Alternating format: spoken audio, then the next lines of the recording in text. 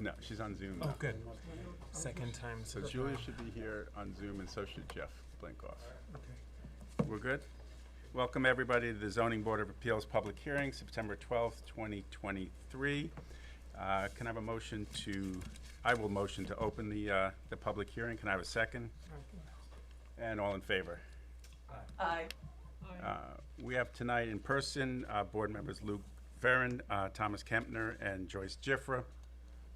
Via Zoom, we have, excuse me, Julia McCormick. And also via Zoom, we have our legal counsel, Jeffrey Blinkoff. Jeffrey, can we see you?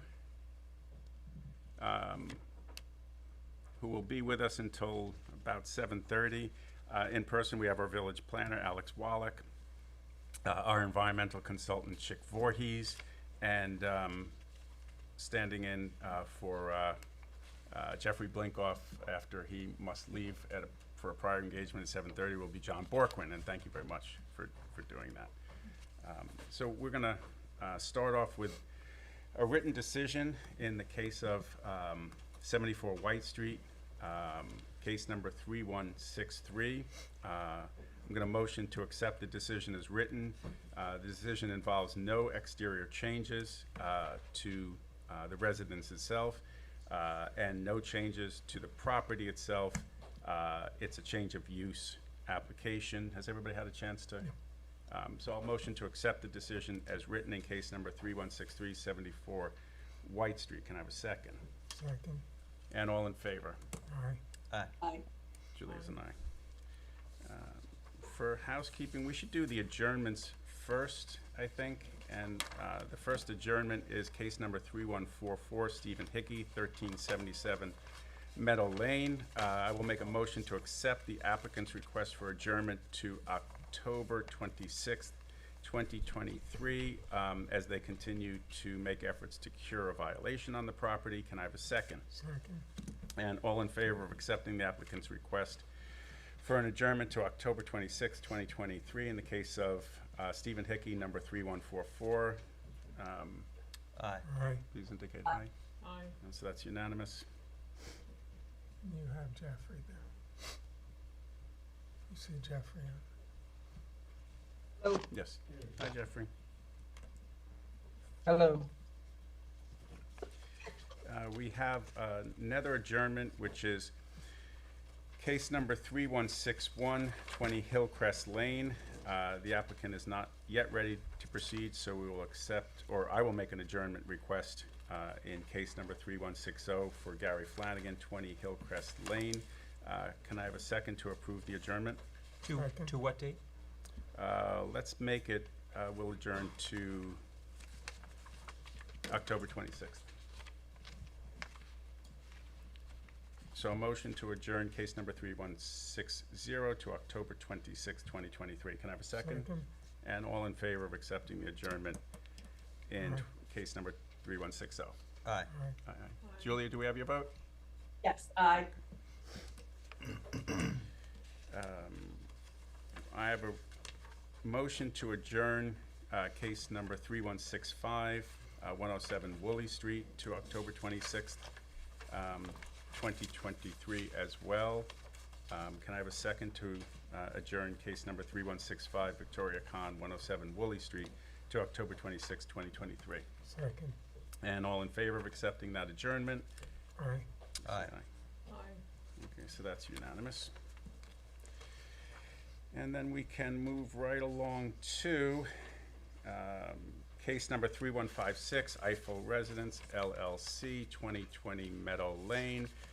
Jeffrey, do you want to just weigh in on some questions we had on this, and then we can see if we can proceed? Sure. Mr. Chairman, if I may, there was also one, if you will, sort of bookkeeping matter. The open resolution. meetings law was previously amended, and the village board of trustees, I believe, previously approved a local law, which, as long as there is a quorum of members of the board physically present in the boardroom, that a member who is not physically present but for health reasons cannot be present would also be permitted to participate in the meeting. And what I would suggest is that the board, so that its written procedures would comply and be commensurate with that, if the board is in agreement, approve a resolution that would allow for the participation of a member who for health reasons can't be present. I've prepared a draft resolution. Entertained? Yes, so this pertains to case number 3164, Robert Kornstein and Sherry Gottesman. It could, but it may also pertain to any other case in which a board member who's not physically present, while there is a quorum present, would nonetheless be permitted to participate. So if I could just read this into the record? Yes, go ahead. Sure. Whereas the Zoning Board of Appeals wishes to allow for the participation of all board members in all matters to the greatest extent possible, and whereas the board is aware of the circumstance under which Public Officers Law 103A will allow for participation by board members by video conference in accord with written procedures, and whereas the board is aware that it may use video conferencing to conduct its meetings as long as a minimum number of members are physically present to fulfill the board's quorum requirement, and whereas the board is also aware that the board can adopt a policy which provides that members of the board are to be physically present at the meeting unless unable to be physically present due to extraordinary circumstances, including disability, illness, caregiving responsibilities, or any other significant or unexpected factor or event which precludes the member's physical attendance. Now therefore be it resolved that as long as a quorum of the board is physically present for a meeting, any other member who cannot be physically present due to extraordinary circumstances, including what I had identified before, shall be permitted to fully participate in the meeting via video conference. So is there a motion to approve that resolution? So moved. I'll second. And then all in favor of approving the resolution, All right. say aye. And Julia? And- Jeff, you'll provide that for the minutes? Yes, I certainly will. Thank you. And Mr. Chairman, I'm sorry to have interrupted. You had asked a question. Can I just respond to the question you asked now? Of course, go ahead. Sure. So the question had been what was the background with respect to the application that's currently being considered before the board, and that was the Eiffel Tower, the Eiffel residence. And the background is this. Previously, there was a denial issued through the building department, which had included a statement that there was a need for a wetlands permit with respect to certain gates located on the property, which I believe are within 150 feet of a wetland. Thereafter, the building inspector issued a modified denial letter. Effectively, what he did was to cross out from the original denial letter the requirement that the gates and the screening would have required a wetlands permit. And the basis for his doing so, I believe, was a determination made by the building department that it was not a regulated activity. I've corresponded with the building inspector, and after having reviewed the code, I just wanted to be sure that all of the pertinent aspects within the code have been considered by him relevant to that issue. That matter comes back before the board tonight, as you just called it on the calendar.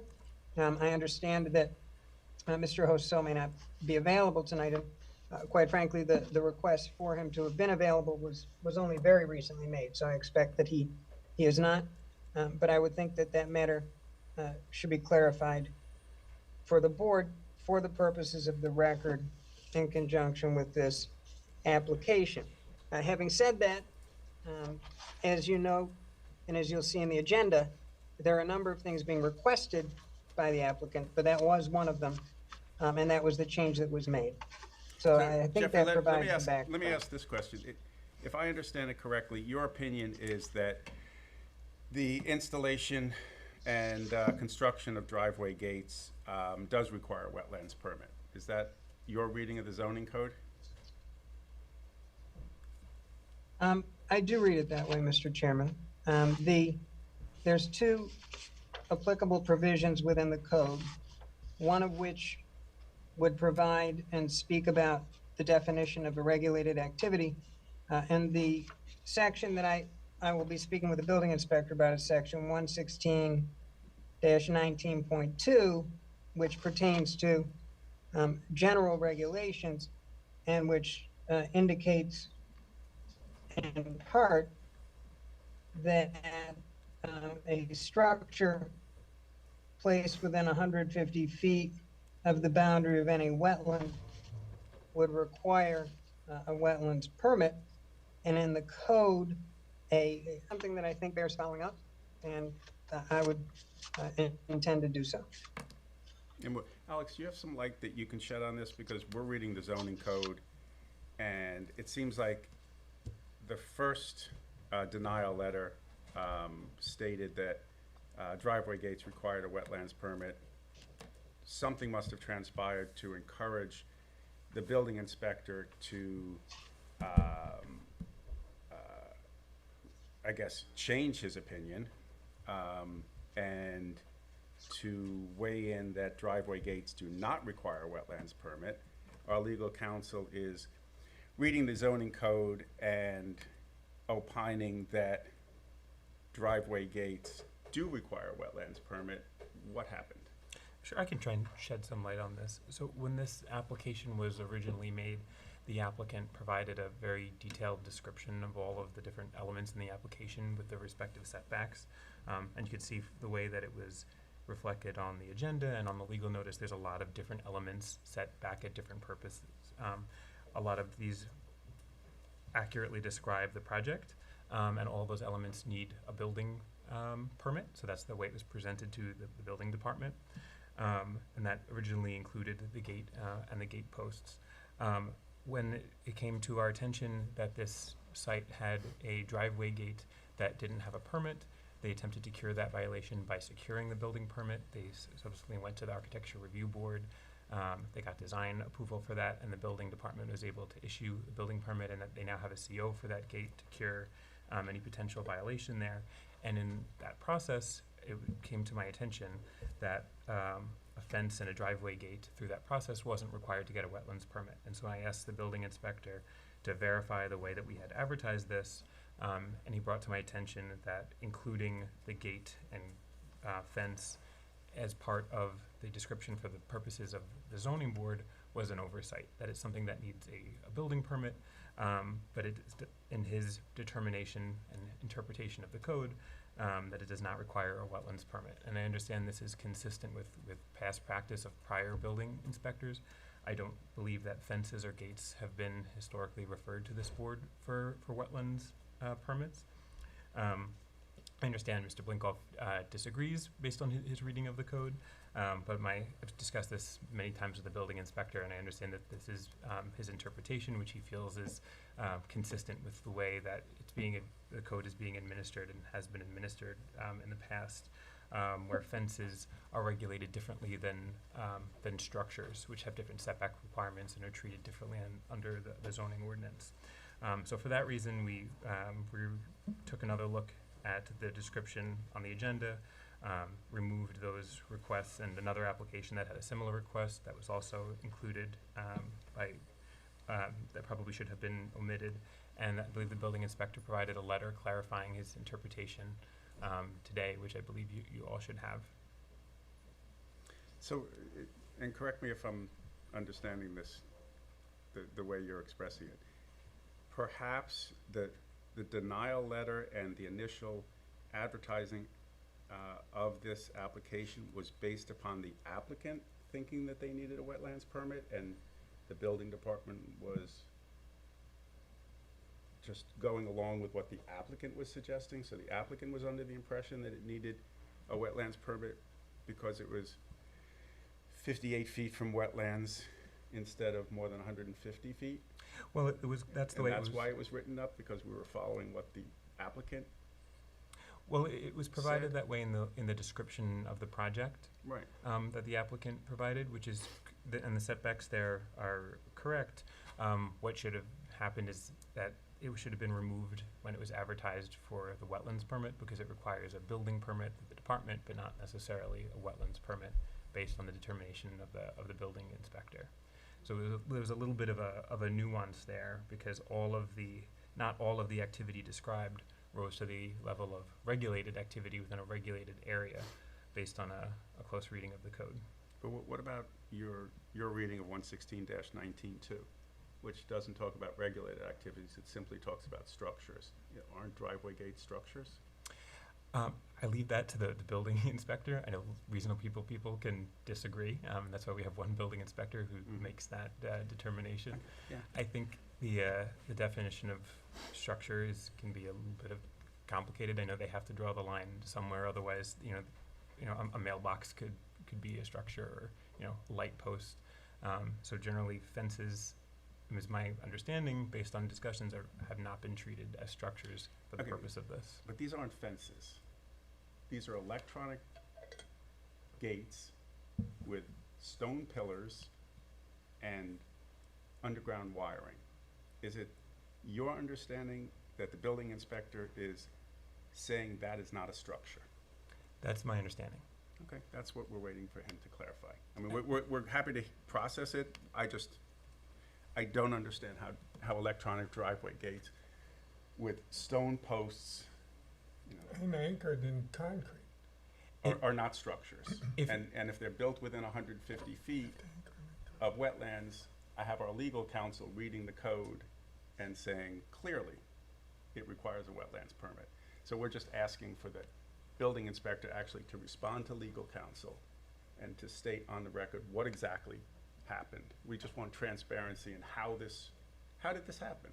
Sure. Okay, was it just that we're blindly following what the applicant requests and not confirming that their requests for relief are unnecessary? We're not doing that at the onset and we're catching it later?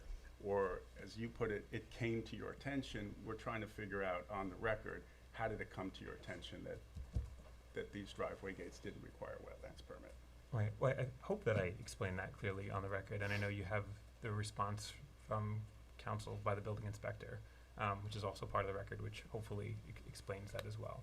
I know with regard to structures, the way that it's regulated under the zoning ordinance, if they were structures, they wouldn't be allowed in a front yard because of the way structures are regulated. So probably it's a case where the code language could be clarified, but as I understand it, that's the determination that has historically been used in the village by the building department. Okay, maybe that's just what we need from the building inspector, a statement from him that driveway gates, Is that not what you have in not writing? at all, not at all. Everything we've received has been vague. Emails to the building department remained unanswered when we were asking this. We were asking this for months. What's going on? We were asking, why are you in front of the ARB? No response. We didn't understand why you went to the ARB for design approval when our reading was that you needed a wetlands permit. But that process through the ARB, and as we saw that, we didn't know what was going on. Nobody was responding to any board member inquiring. And then the responses that we have received, we find still very vague.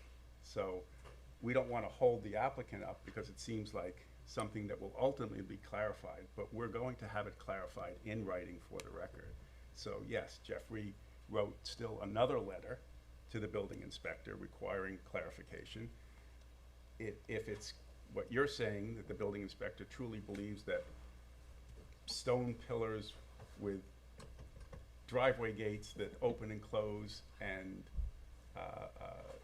electronically operated with electricity underground and all of that installation is not a structure, I'd like to see him write that to the board, and just so we have clarity on what happened here, especially since initially he told us that it did require a wetlands permit and then changed his mind. But it doesn't hold up the applicant. Let's process the application as long as the other board members are fine with it. We just wanted a lot more transparency as to what was happening, and we weren't getting it, and we still don't have it.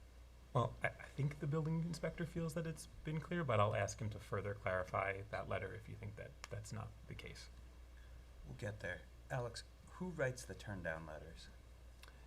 So the denial letters are typically drafted in the building department, either by myself or one of the building inspectors, and ultimately signed off by typically one of the building inspectors and the chief building inspector, Tim.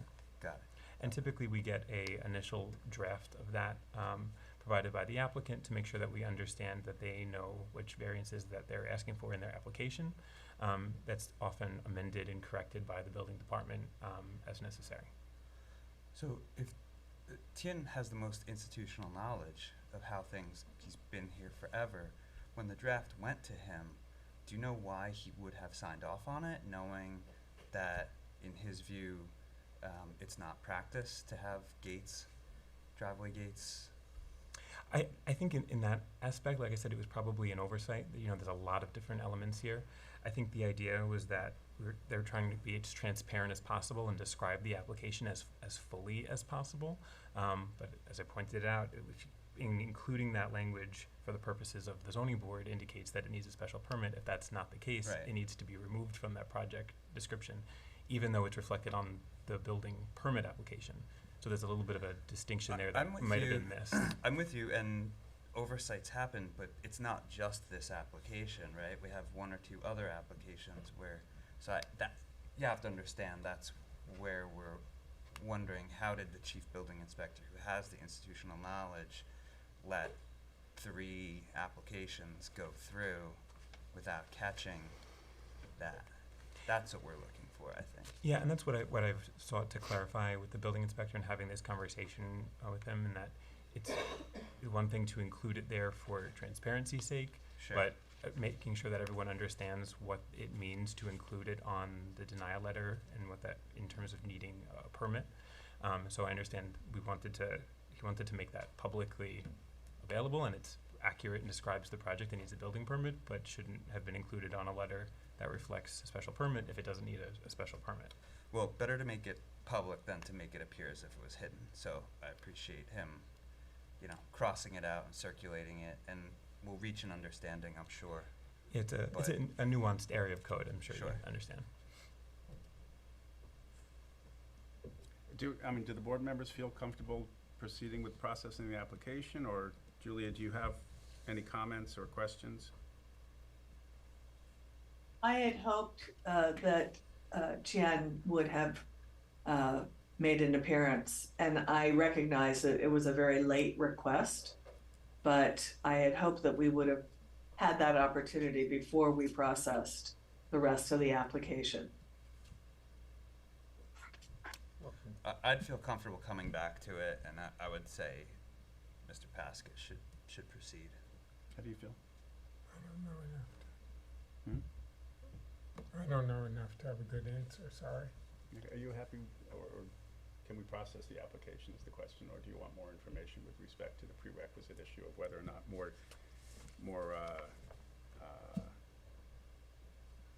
whether a wetlands permit is truly required? Or can we could defer to the building department and follow up later, because it is a little curious, but. I think we need some transparency in how this transpired. But given that, I think Mr. Pasca could go ahead and make his presentation, but with the caveat, we're going to leave this open until we get this, information from the building department. Are you okay with that, Julia? You guys are talking Yeah. about our application. Sure. Do we get an opportunity to say something about it? Of course you do. I You're mean, gonna have more than Please. a fair opportunity. You're gonna have plenty of time to talk about your application. I just wanna make sure as a prerequisite issue, all the board members, But I'd like to address You know- that issue too. because, go ahead. You're voting on Go ahead. something that could affect whether we're Go going ahead. forward If you're tonight. speaking to Just to how- this, Yes, just to go this ahead. issue. Anthony Pasca, Essex Hefter Angel Battalion Pasca, and the counsel for the applicant. And at first, I normally get a little offended when I don't get invited to speak, but Alex kind of summed up the process as well as I could have done it, probably better. The only question I have is whether the board was aware of the letter that was issued today. Is that in the record? Yes. So last time we were here, I'll just point this out, we were told that we couldn't go forward because is almost a quote, our hands are tied because of what the building inspector says. And so we, as Alex said, we were transparent. We laid everything out that we thought we might need as far as the application goes. We put the gates, the proposed gates on there, and we're talking about them. We're going through the same issues that affect the driveway, which we will talk about tonight, affect the proposed new location of the gates as well. And so we're happy to talk about them, and whether you guys want to get a little more clarity on the issue between now and your decision, that's fine. But it really doesn't affect, No, no. it's we wanna academic process as it. far as we're concerned, because we're happy to talk about everything, address all the wetland criteria. That's what we're here for. So it doesn't really make much sense for us to not go forward just because you want to understand whether or not the original application was correct or the modified application. That's not our choice. And No, no, let me give you the context in a second. But the first question I would have for you is, based upon your application, you thought the driveway gates required a wetlands permit. Why? I don't know. I didn't give any thought to it. We laid out all the dimensions. That's what we normally do. That's what most applicants normally do, is lay out all the dimensions to the building department, and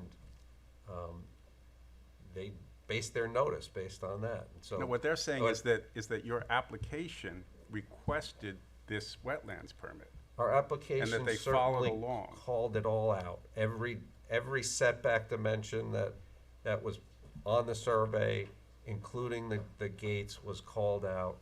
And, I wasn't shocked when it was noticed this way. There was nothing surprising, and we went forward based on that being the original denial. So I'm not, it's a fight I don't really want to take, because we're not dying on that sword. We're not gonna, it doesn't matter to us, to be honest, Well, whatever let the me policy is. Let me put it in context. But- The reason but- why this arose as an issue was because the driveway gates are in place. So just for the record, and, for why we've been concerned about it, okay? There is a law currently on the books that we are not supposed to process applications if there is a violation. An When we actual looked at this violation. application, okay, we saw that there were driveway gates that had been constructed without a building permit. That's why this issue became magnified, okay? I understand. The driveway gates were there without a building permit. Then when we looked, we said, wait a second, they're also in the wetlands, so don't they require a wetlands permit? Somehow, okay, the applicant and the building inspector and the village planner decided that no wetlands permit was required, and instead, all that was required was to go to the architectural review board and have the design of the gates approved. During this period, when all of this was happening over, 6 weeks? Nobody ever advised this zoning board as to what was happening and why. And that's what bothers the board. The lack of transparency No, about what but- was happening for those 6 weeks, That's- despite our questions. that's- So we can process the application. Don't worry about that. You're not being stymied. but hold on, But that's why it became If an there's an issue. accusation out there, we were here 3 months ago, and we were told to go away. Yes, because there was a violation Yeah, on the but, property. so this is our first opportunity coming back to this board. We worked with the building department, which is what we're directed to do. It's the building department, the building inspector, that decides whether there's a violation or not. And so we did everything we had to satisfy him, and he said, go to the ARB. Went to the ARB to legalize the existing gates. There's another application for the proposed gates. They're being dealt with separately. So we did everything that we're supposed to do by working with the building department. I can't speak for you as to why you're offended by not being part of that process, but it's really Because not, you're because not it's part an of that ongoing process. application Yeah, in but you're front of not, us.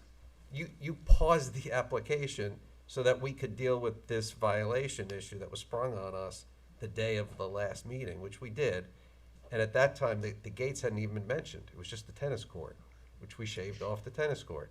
Then we went back and we were told, okay, there's also this question about the gates that's now arisen. All of that was being done between us and the building department, because that's what we're directed to do.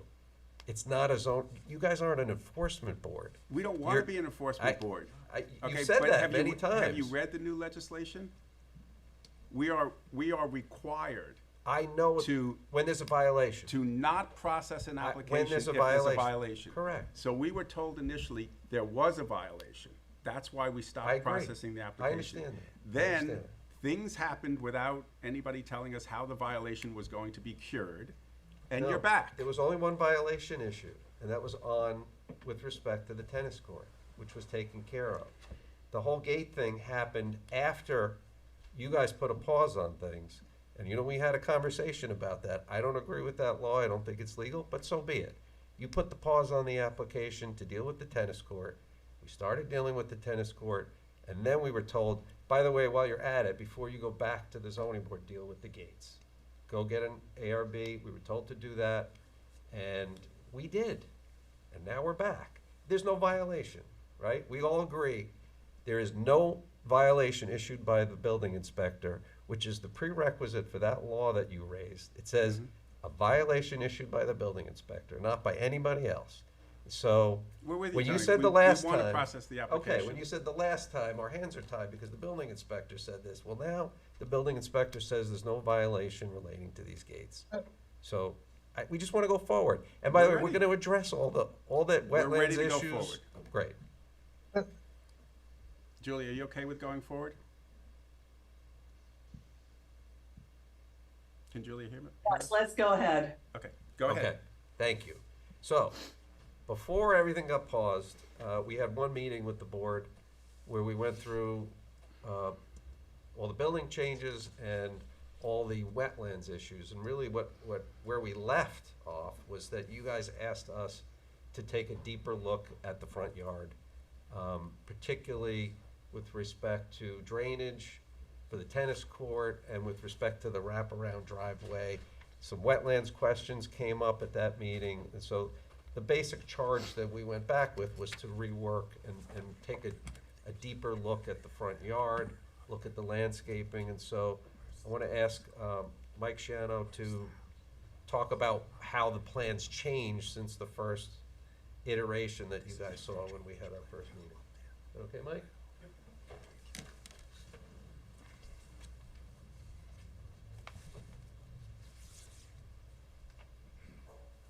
Hi, Michael Shiano from InterScience Research Associates on behalf of the applicant.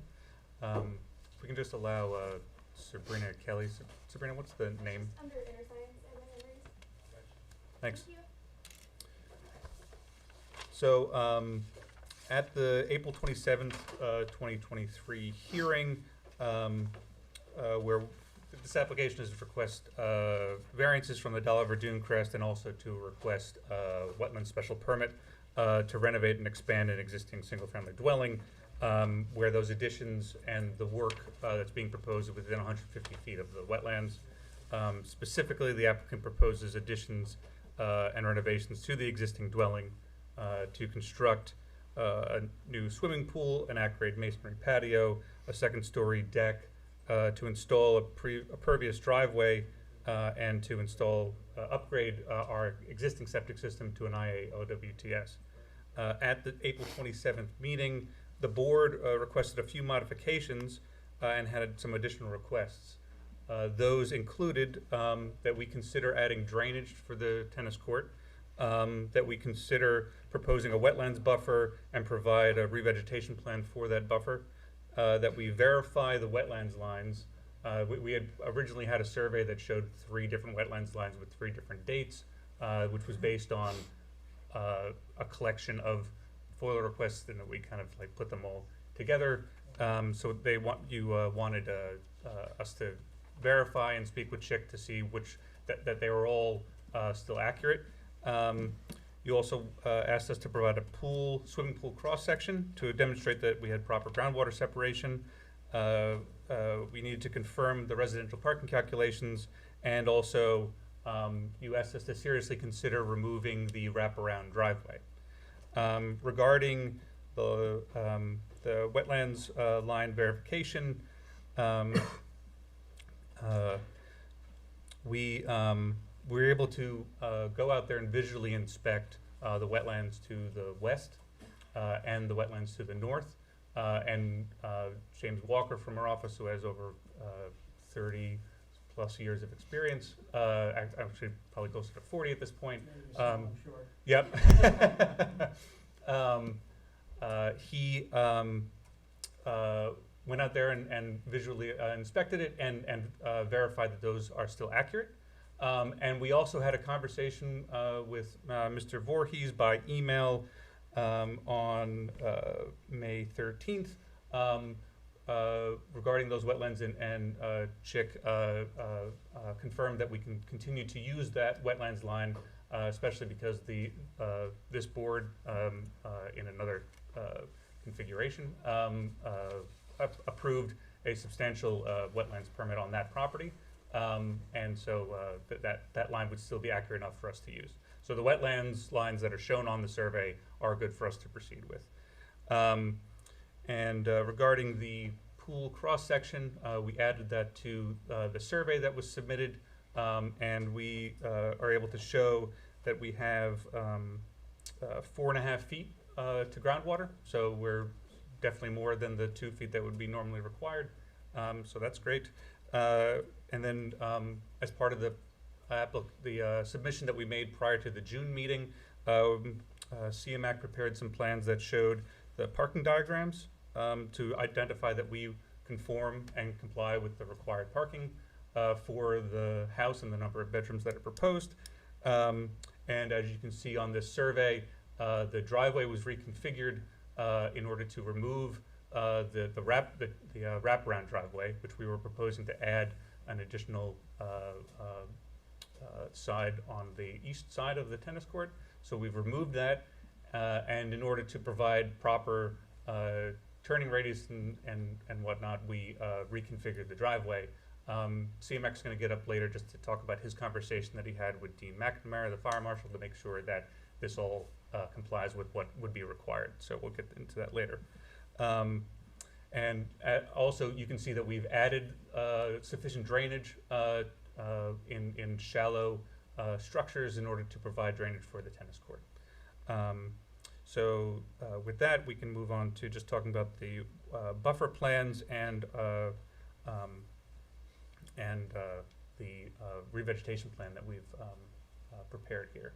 So first, in order to prepare this, James Walker again went out and he inspected what the existing vegetation was. And the purpose of this was to identify whether there was any, based on our conversations with Mr. Voorhees, was to identify whether any of the vegetation that is there currently is invasive. While some of it is landscaping, like hedges, privet hedges, and then the like, there is some of the vegetation, particularly, I believe, autumn olive, Moro's honeysuckle, and Japanese black pines, that would be considered an invasive species. So you can see those in red, outlined in red on the plan. So we've identified those. The existing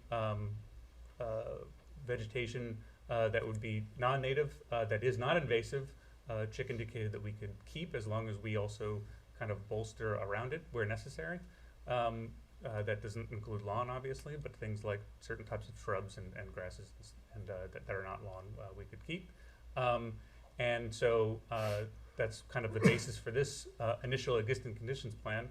And then in order to identify the size of the buffer that we would use, we first drew the 50-foot wide buffer from the wetlands from all three directions, which you can see on this plan. The wetlands to the north, obviously because it's a 50-foot wide right-of-way, it falls just short of the property line. So there's no buffer that would be required from, based on the 50-foot wide recommended buffer that the board has used in the past. There would be no buffer required from that. And you can see with the black lines on this plan where that 50-foot would fall from the wetlands from the east and also from the west. So the area that is on the property itself that is buffer would consist of approximately 6,590 feet. So we took that as a guide, and because of where the existing driveway is, you can see on the west side there, we couldn't push it all the way to the 50 foot. So we wanted to still provide an equivalent area. So it's a variable width buffer is what we wound up coming up with.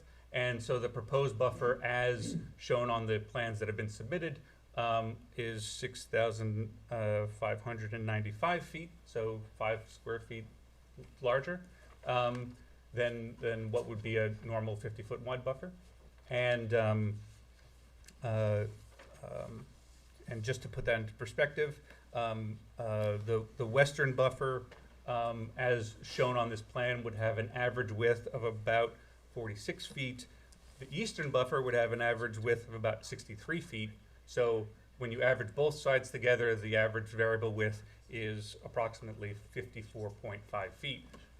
So we actually are slightly larger than if you look at the variable width on average, we actually would exceed the 50-foot wide buffer here.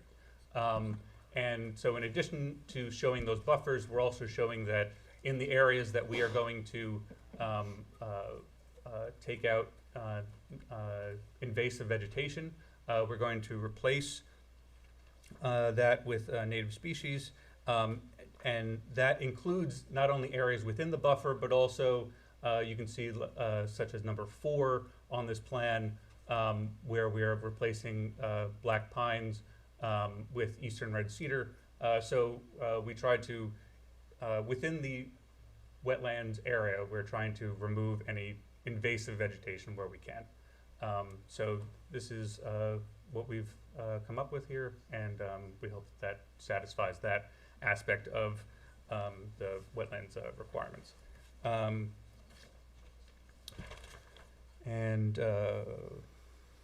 Please note that we had provided this board with a copy of the DEC wetlands non-jurisdiction letter, so they wound up not taking jurisdiction from the wetlands to the north. They actually, the wetlands to the west is just not a regulated area for them, so this was submitted just so the board is aware that the DEC is not taking jurisdiction over that. Based on the submission that we have made, we've addressed all of the items that the board has brought up to date. In addition, since we're proposing a wetlands buffer, and also to remind the board that we are part of this application includes the upgrade of the septic system to an IAWTS, we believe that a wetlands permit should be issued for this permit, for this project. So, thank you. CMAC can describe some of the conversations that he's had with the fire marshal about the driveway. Before we go to the, Oh, yeah. huh? Go ahead. Before we go to the fire marshal, can we just do a before and after? What's there right now? What are you accomplishing? Oh, sure. I just want to get back to a couple of basics before Yep. we really. So do you want to talk about the planting plan? No, I'm sorry. I meant on a more macro, just what house, pool, and tennis is there now? Mm-hmm. Let's just go back to Sure. a more macro picture of what are we accomplishing, what's the benefit to the applicant, Mm-hmm. and then we can balance the detriment. I understand the buffer is wonderful, Great. it's great, but Great. but we're in details that I think we need to pull back a little bit and remind ourselves of what the macro picture is. Okay. Yeah, Sabrina's just looking for the, correct. I guess we can all address that, but which we did spend a good amount of time, but it was 4 months ago, I think. Yeah, we can do it quick. So I just that's want to, fine. The driving force behind the project is the renovations to the house. And if you recall, what we tried to do was get some more space, but in a compact way by using as much of the existing footprint as we could. We stuck to the, we focused heavily on the coverage area that was within the Dolliver setback by trying to make sure that anything that we we did a net positive on all the coverage that was within the setback area, so that at least by the time we came to you with a proposal, you'd see that it was a thoughtful project where we tried to make the most out of the existing space that we had in order to pick up some additional area. That's the benefit to the applicant, obviously, is to get the additional area of living space, and it included, you know, having to shift around the pool, which is located in a kind of awkward space, and put it down in the back on the center of the property, but half tucked in under the house. So what's the current living space? Do we have those numbers? I know they're on the plan. There's the original site plan that we had up, had a chart with the. Mark. The wetlands buffer to the width is kind of separate from what we're asking for the house. Mhm. Probably easily achievable. Mhm. Do we want to hear Chick's comments on that so we can move past You wanna cover that? half of the property and focus on the house, which I have no problem. Yeah, I see what you're saying, because it's just a wetlands issue. Yeah, we can do that.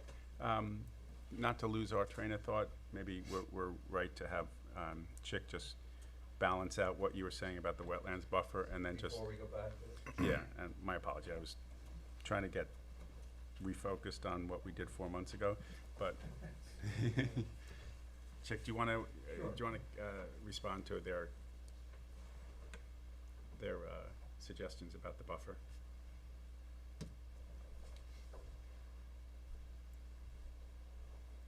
Thank you. I've been asked to come up to the microphone when I speak on these matters. Good evening, Chairman and members of the board. Chick Voorhees, environmental consultant to the village. First, I want to say that removing that eastern driveway segment was really a big improvement in my mind to the plan. So we do recognize that.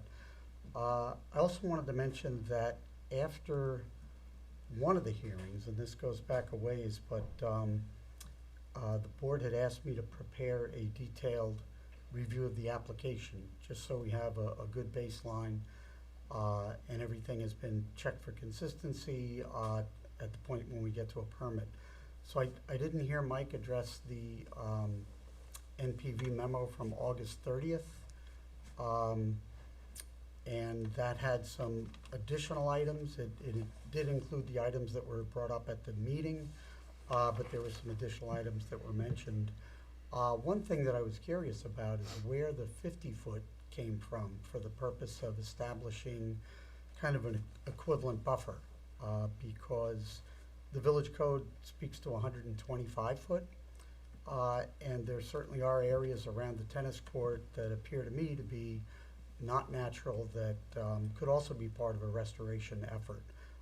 And that was identified in the August 20th memo, along with a few other things, just deer fencing to be removed, containment of stormwater, which may have been addressed by Mike already,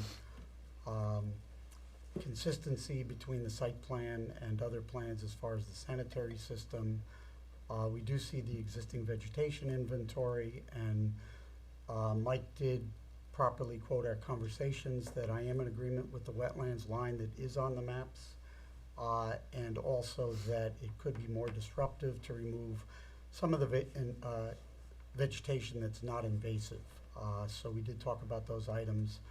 So I would just ask that the August 30th memo be addressed, and you know, one of the big items for me was that 125 foot.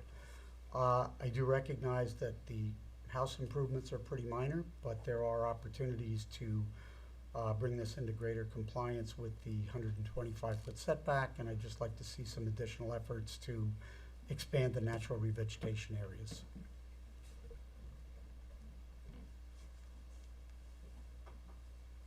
Thank you, Chick.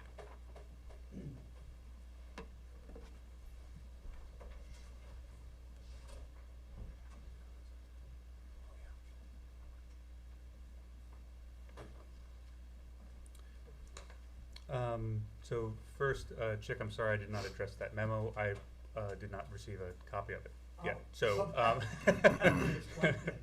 And as far as the 50-foot wide buffer, we actually used an owner's guide to Lake Agawam prepared by Nelson Pope and Voorhees, which we found on the village website as the recommendation for the 50-foot wide buffer.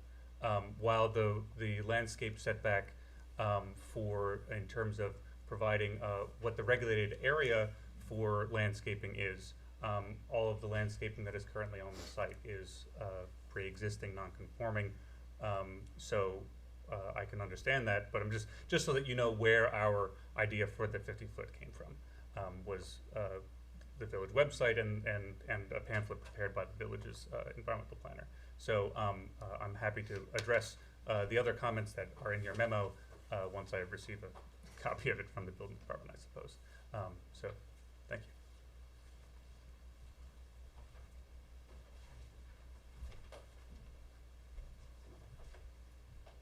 Just very quickly, the pamphlet for Lake Agawam I am very familiar with. The intent of that was to encourage homeowners with large lawns on Lake Agawam to replace those lawns with native vegetation, with the idea that a minimum 50-foot would be much greater protection than the existing large lawns that some of the homeowners have. A lot has transpired since that pamphlet was prepared. Of course, there's the Lake Agawam Conservancy. There are efforts for cleaning up the lake by a number of methods, but that was really the intent. It was not a regulatory document. It pertained specifically to Lake Agawam, and it was to encourage homeowners with existing rear lawns to replace them. So just for clarification, that may help. And then, Chick, just for the record, you talked about 125 feet for this property? That's the landscape setback in chapter 116. Okay, So it's really, to me, it's just kind of the baseline. sure. And of course, we recognize that there are pre-existing conditions, and this does provide some benefits, without a doubt. But, you know, I think we want to keep that 125 area in mind, and the board can weigh whether the benefits are achieving a greater environmental net benefit overall. And I think that it could be improved by expanding natural revegetation. Mike, do you think that's feasible to infill some of the spots around the tennis court and? Can you just bring up the re-veg plan again? Since it has an aerial photograph, I think it helps to Cool. put this into context.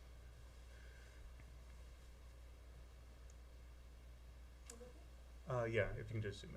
Yeah, thanks. And also, I guess, where is 125 feet? I'm looking at the survey now. Approximately.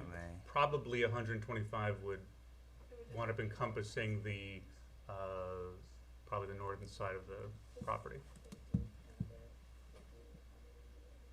Mhm. Yeah. Yeah. So basically, the front door-ish? No. Sorry, say that again? Well, if this buffer here is 50, Yep. if we just doubled that roughly to get to 100, Got that it. would be around here. Yeah, okay, sure.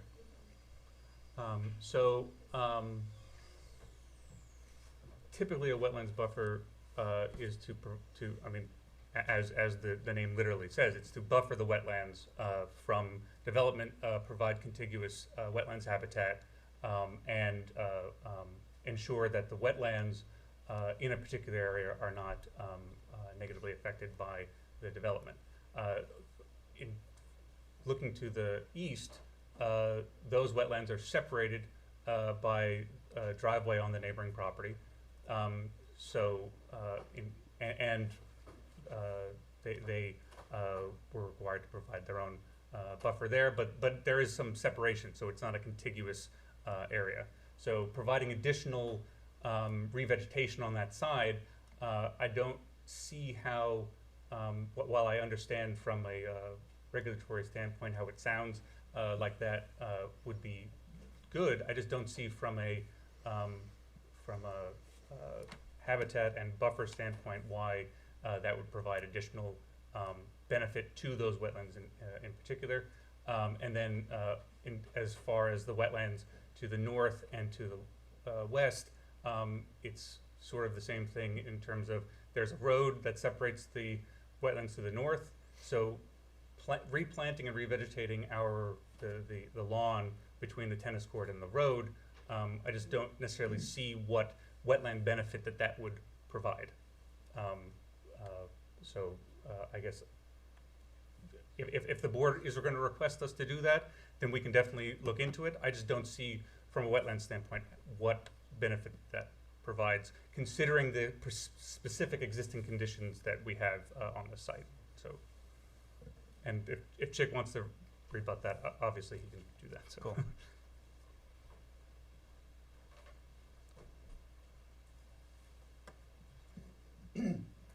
So I think that it would be good for Mike to take a look at the memo, because we would like to at least establish the proper setbacks for, regulatory purposes. If the testimony is that the buffer as proposed is adequate, then this board can weigh that. I would say that it's not always, yes, there are intervening driveways. There's intervening Meadow Lane from the tidal wetlands to the north. But there's a lot of structure there that's within the area that, if it was being proposed now, would not be placed there. So I see it as kind of a habitat improvement for areas that are in proximity to the wetlands, that are within the 125-foot landscape setback. And there may be other benefits as well, just from the standpoint of stormwater dissipation, reducing perhaps what accumulates, and just generally improvement to the habitat as opposed to a lawn area, which can be a detriment if it's fertilized or treated in any way or irrigated. It's a non-natural condition that's within the 125-foot setback. So I would encourage the applicant to look at that and think of it in those terms, and see if there's something that could be improved. Thanks, Chick.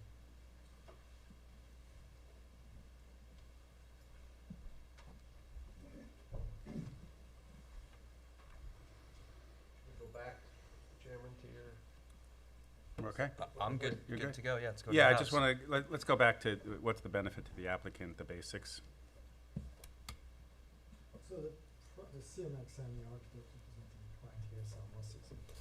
The premise of the design was to stick within the existing footprint of the structure on the property. If anything, we even shaved back and increased and eliminated certain elements. This is a building that was built in stages. The original portion of it, I think in the 82, mostly is intact on the northern side of the property. One-story porch was added on that side with a balcony above it.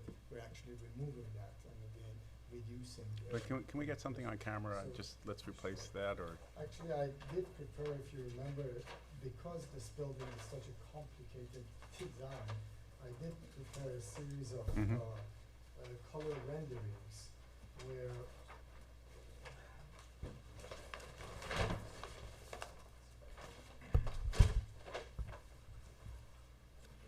there's 3 sets of drawings I'm going to show you. The first drawing on your left is the existing. Wait, can we get this on camera? Is that possible? I'm gonna pull it up to you. Okay, thank you. It's also being recorded, the camera. Okay.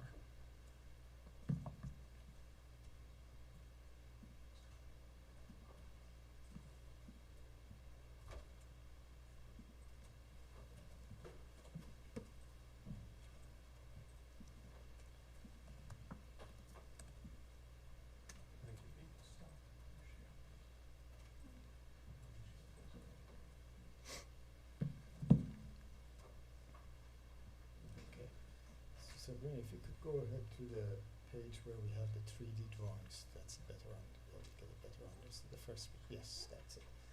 So what you see here on your left is the existing, on the left is the existing structure. On the right, I've depicted the existing structure in red. Yellow items are what's going to be removed from the existing structure. And what you see in white or gray is what's being added. So to compare, for instance, what's existing and what's removed. That front porch in yellow, which is existing, is going to be removed. The porch to the right, which is existing, is going to be replaced, replacing the existing, the new entrance basically. And pretty much, with the exception of a bay window that you see on the right-hand side, and enclosure of an existing porch on the second floor, which is far right above the, what we call the garage actually, nothing else is changing on this side. Let's move on to the next photo, next drawing. So this is basic, actually no, go back one. Yeah, I just want to show you. So this is basically what's being proposed. And as you can see, that existing front entrance has been relocated, and the central entrance basically is emphasized here, which is what the original intent of the design was. Two garage bays are opened up, and the existing footprint of the building at the ground level, and the above level covered porch is being enclosed with glass. Okay, but so far, everything you're describing doesn't require any relief from us. No, not on this side. Right, okay, so Not on let's this side. get to the, Let's move on let's get to to the the, back of the building. right. So the back of the building was added on to in the 90s. Again, you can see it on the left-hand side. It does not follow the same architecture of the building. It has multiple terraces at 3 different levels, the pool being the intermediate level. Upper level is at the second floor level, and then the lower levels are opening up to ground level. We are basically using this existing footprint to occupy some of the expansion of the GFA, gross floor area of the building, into these areas. And in that process, actually, we're shaving back that distance from the Dolliver line. So if you go to the right-hand side, again, all the elements in yellow are going to be removed. The element in red is what's existing, and the element in white and gray is what's being proposed, which is covered porch in the rear of the building, extending basically the indoor spaces and providing some protection from the sun. The pool also is removed from the upper deck to the lower level, which you see over here. If you can move on to the next page, it will show you the result of that presented as such. So in short, the covered porch is what's being presented, the moving of the pool from the upper deck to the lower level. The staircase that connects the upper level to the lower level is at the same setback to the Dolliver line that we have existing stair, except it's shifted slightly to the west, just to provide a little bit more room between the pool and the staircase.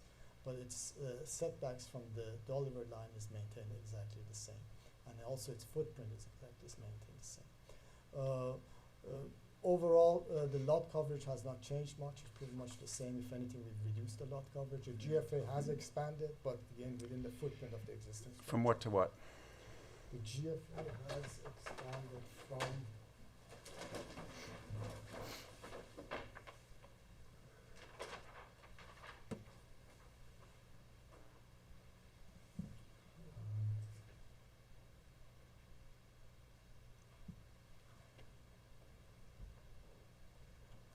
11,254. What is it now? Right now, existing GFA is 7,659. 7,600 59. But all this expansion is within the existing lot coverage footprint. No new territory has been proposed to be built. If anything, as I said, by removal of those decks, we've increased the setback to the Dolliver line. Well, that's what I'm trying to see, where it says a proposed one-story addition to be set back 43 feet from the Dolliver Dune crest setback. Can we just Sure, if you go segregate back- what that is, that one-story addition, which is, That's the staircase that comes down from the second level to the existing. And if you go to the existing drawing, simply now. Please.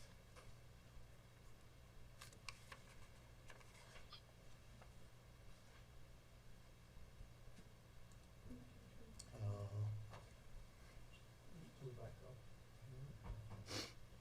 Yeah, this one. Yeah, okay. So if you enlarge the the right, you can see in yellow the staircase that connects the upper deck to the lower level. Immediately to the right of that is a gray area.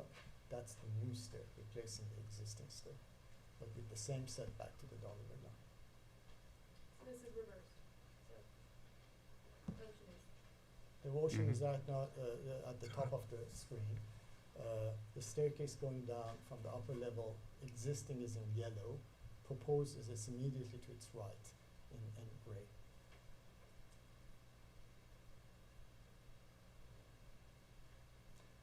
So Brandon, can you just go to the survey real quick? And basically, this line that you Oh, see, sorry. this line that you see over here is the new porch extension. That's the existing, so we're actually pushing back the proposed porch further back from the Dolliver. Okay, so the gray porch is is proposed and the yellow was the existing. Removed. Okay, So- just making sure it was on the mic. Okay, so that's what I was restating.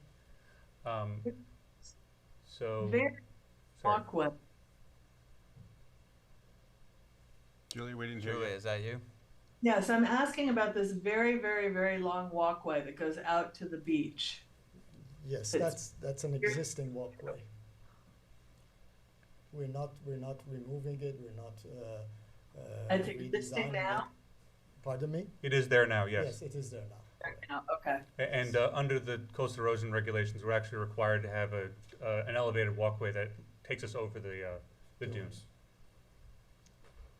Because foot traffic otherwise would potentially damage the dune over time. Mm-hmm. So I just wanted to bring this up just to highlight that, and we provided this in our initial application, but the existing, so we looked at lot coverage within the 100-foot Dolliver Dune Crest setback. And the existing lot coverage within that is 3,913 square feet. Our proposed coverage in that has reduced to 3,622 square feet. So we've reduced coverage within the Dolliver Dune Crest by 291 square feet without increasing any setback. We're actually holding at the 42.4 foot setback. So we're not getting any closer, and we're reducing the amount of coverage that's in there. So to put it in perspective in terms of what's actually, from a village code perspective, we're trying to reduce some of that.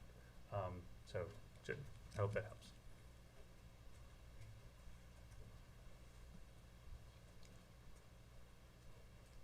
Should I? So the existing lot coverage is what? Just compare before and after on lot coverage. There we go. Yes. So existing lot coverage is, existing coverage is 16,861, total existing coverage. And total proposed coverage is 17,137 For the whole site. for the whole site. For the dollar. Within the Dolliver, there's a reduction of that coverage. Well, it's a 291. It's almost I mean, It's, it's not real. it's It's 291 feet, you're saying. You're reducing lot coverage of in the lot dollar. coverage with proximity of the Dolliver. I mean, it's not- Yes. It's not anything. We're pretty much, to your point, Mark, we're using the existing footprint of the house. Right. And just cleaning it up. And for the most part, and correct me if this isn't the gist of what you're doing, you're basically taking existing footprint and you're creating interior habitable space with it.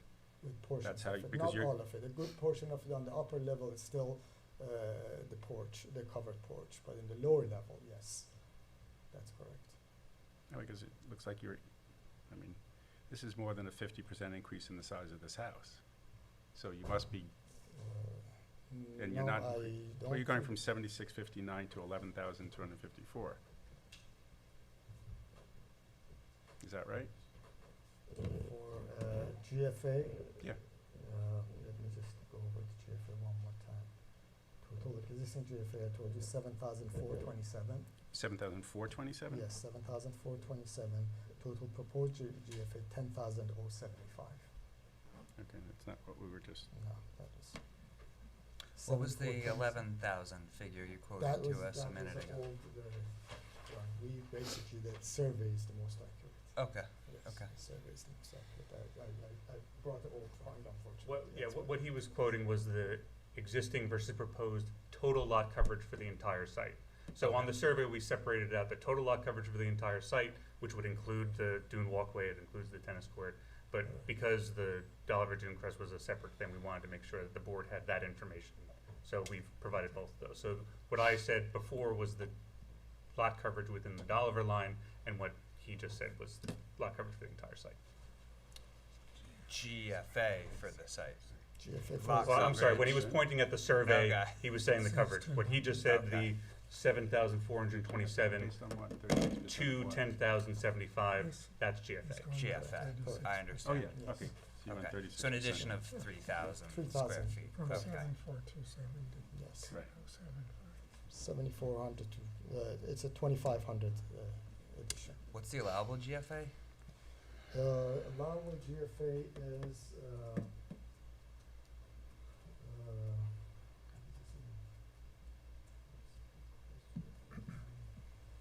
allowable GFA is, It would be the max in this 21,845, case. which is max 18,000, 18,000, correct.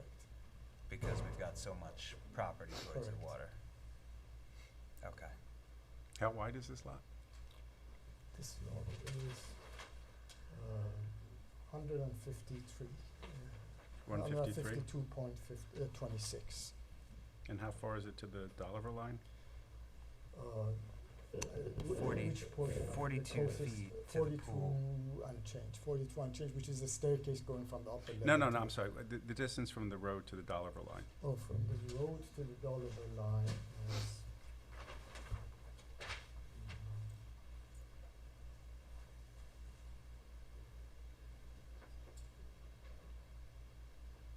The building, 37, to the Dollar line.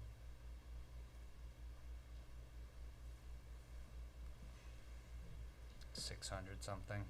It's, to the front of the building is 237, the building itself is about, 247.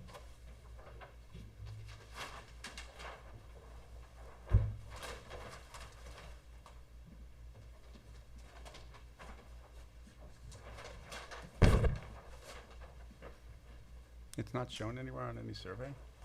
From the road to the Yeah. Oliver line.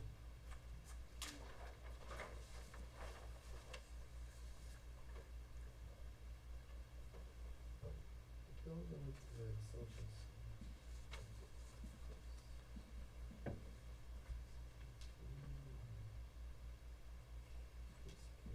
Hundred plus the 237 spot, 237 plus 43, that's, I'll confirm the exact number, but it's approximately 390 change. The dollar. 270, it was 200, close to 290. 390. CMAC or maybe Tony, do you want to summarize this in the context of the 5 points? We went through them the last time, but obviously we think the character of the community is only gonna get better as a result of the improvements to the, you always have to look at, you're doing a renovation like this, the overall package, and, you know, the pre-existing conditions are what they are as far as the wetlands are going. And so the package that we put together is to try to create a net plus site where the environmental benefits certainly are more of an improvement than whatever additional space that we're picking up, but it's a win-win for the applicant too, because that's the only reason it's justifiable to do all this work. So, given the existing conditions, we think that it's a net positive for the character of the community. As far as the alternatives, we talked about how the site is what it is. It's got the tension between the wetlands lines pushing us as far south as possible and creating that buffer problem. And the Dolliver line pushing us as far north as possible. And so you're sort of stuck with what we're doing, which is to try to create the space in as compact a footprint as we can, which is shaving back as much as we can, filling in the negative space, and getting as much use out of it as we can. So there's no alternatives there. And if you recall what we talked about when it comes to the substantiality question, which is really the big one as far as the Dolliver line goes, everything's in a context, which in this case, if you remember, sorry for the one board member who wasn't around back then, but there was a historic change that occurred on this particular area of the village where the Dolliver line was set as a dune crest line. It wasn't, at the time it wasn't arbitrary, but because it was set to become the standard line, what happened over decades was the beach grew and grew and grew hundreds of yards.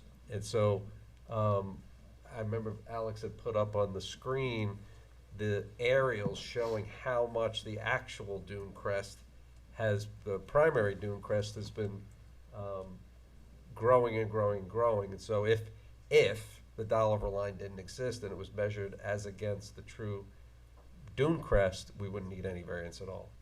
And so that's the context that we had asked you to consider, was Yeah. that, you know, from a technical standpoint, we need the variance from the Dolliver line. Alex, would you agree that if you read the section of the code that relates to the Dolliver line, it's sort of like a living language, but the Dolliver line itself has come to be a set line in the sand, not really in line with the intent of the actual language? So in most places in the village, the setbacks are measured to the crest of the dune. When this area first became developed in the 1970s, on this end of Meadowland, there were no houses here at all. It was just open beach, and it was determined too difficult to determine where the crest of dunes were. So they had this Dolliver line survey done, I think it was in the mid-1980s, to establish a point that could be used for zoning purposes, for Sure. lack of a better term, to establish where that is. But as we know, the actual crest of dune has evolved significantly since then. Right, okay. Did that answer your question? That is, and now you say, I think it was actually another applicant who had given us the code snip of the language, but yeah. Yeah, you it was answered my question. put in place because it was thought at the time too difficult to determine, because there wasn't a lot of, I guess, reference points there. It was just kind of open area. CMAC, do you have a diagram that shows the possible allowable building envelope on the property? I can easily put that together. As far as allowable, you're talking about lot coverage or GFA? No, just a footprint where you could build. Built Well, Could you clarify what yeah, parameters, because it's complicated. Well, I guess what I'm getting at is, If are you met there- the Dolliver line and you met the wetland setbacks line, I'm not sure there is any envelope. But There is. No, I mean, if Wait, that's no, the, no, you would if have that's an the case. You would have an envelope if you. with the just- 100, with the Yeah, full just go 100 wetland feet. setbacks plus the Dolliver line? Yeah, it'd but be- don't you have are you affected by the wetland setback in your house? No, not on the north side, no. Right. Tony, So if that were the that's case, what he's The main- asking. The main variance is this Dolliver line crossing through the middle of our. Right. what I'm getting at is feasible alternatives, and if, like you say, there really is no buildable envelope, then that really sort of suggests that there are no feasible alternatives. Well, there's no feasible alternatives to get additional living space, which is what the benefit that we're seeking, right? It's always Right. It's a feasible alternative to achieve the benefit sought, which is some additional living space for the applicant. We're not gonna destroy the front of the house, which is the only other theoretical place you could push it, which Right. would also require pushing the driveway and pushing everything else. Right. So, closer to the wetlands. so trying to pick up that space within the existing footprint at the back of the house is I understand the how we're strategy. achieving that benefit. I understand the strategy. It's just that the front of the house is so different from the back of the house. It is, and that's one of the things that we've tried to do to kind of quiet down the classism of the front of the house. Sure. And bring back and also bring some order to the haphazard growth in the back of the house.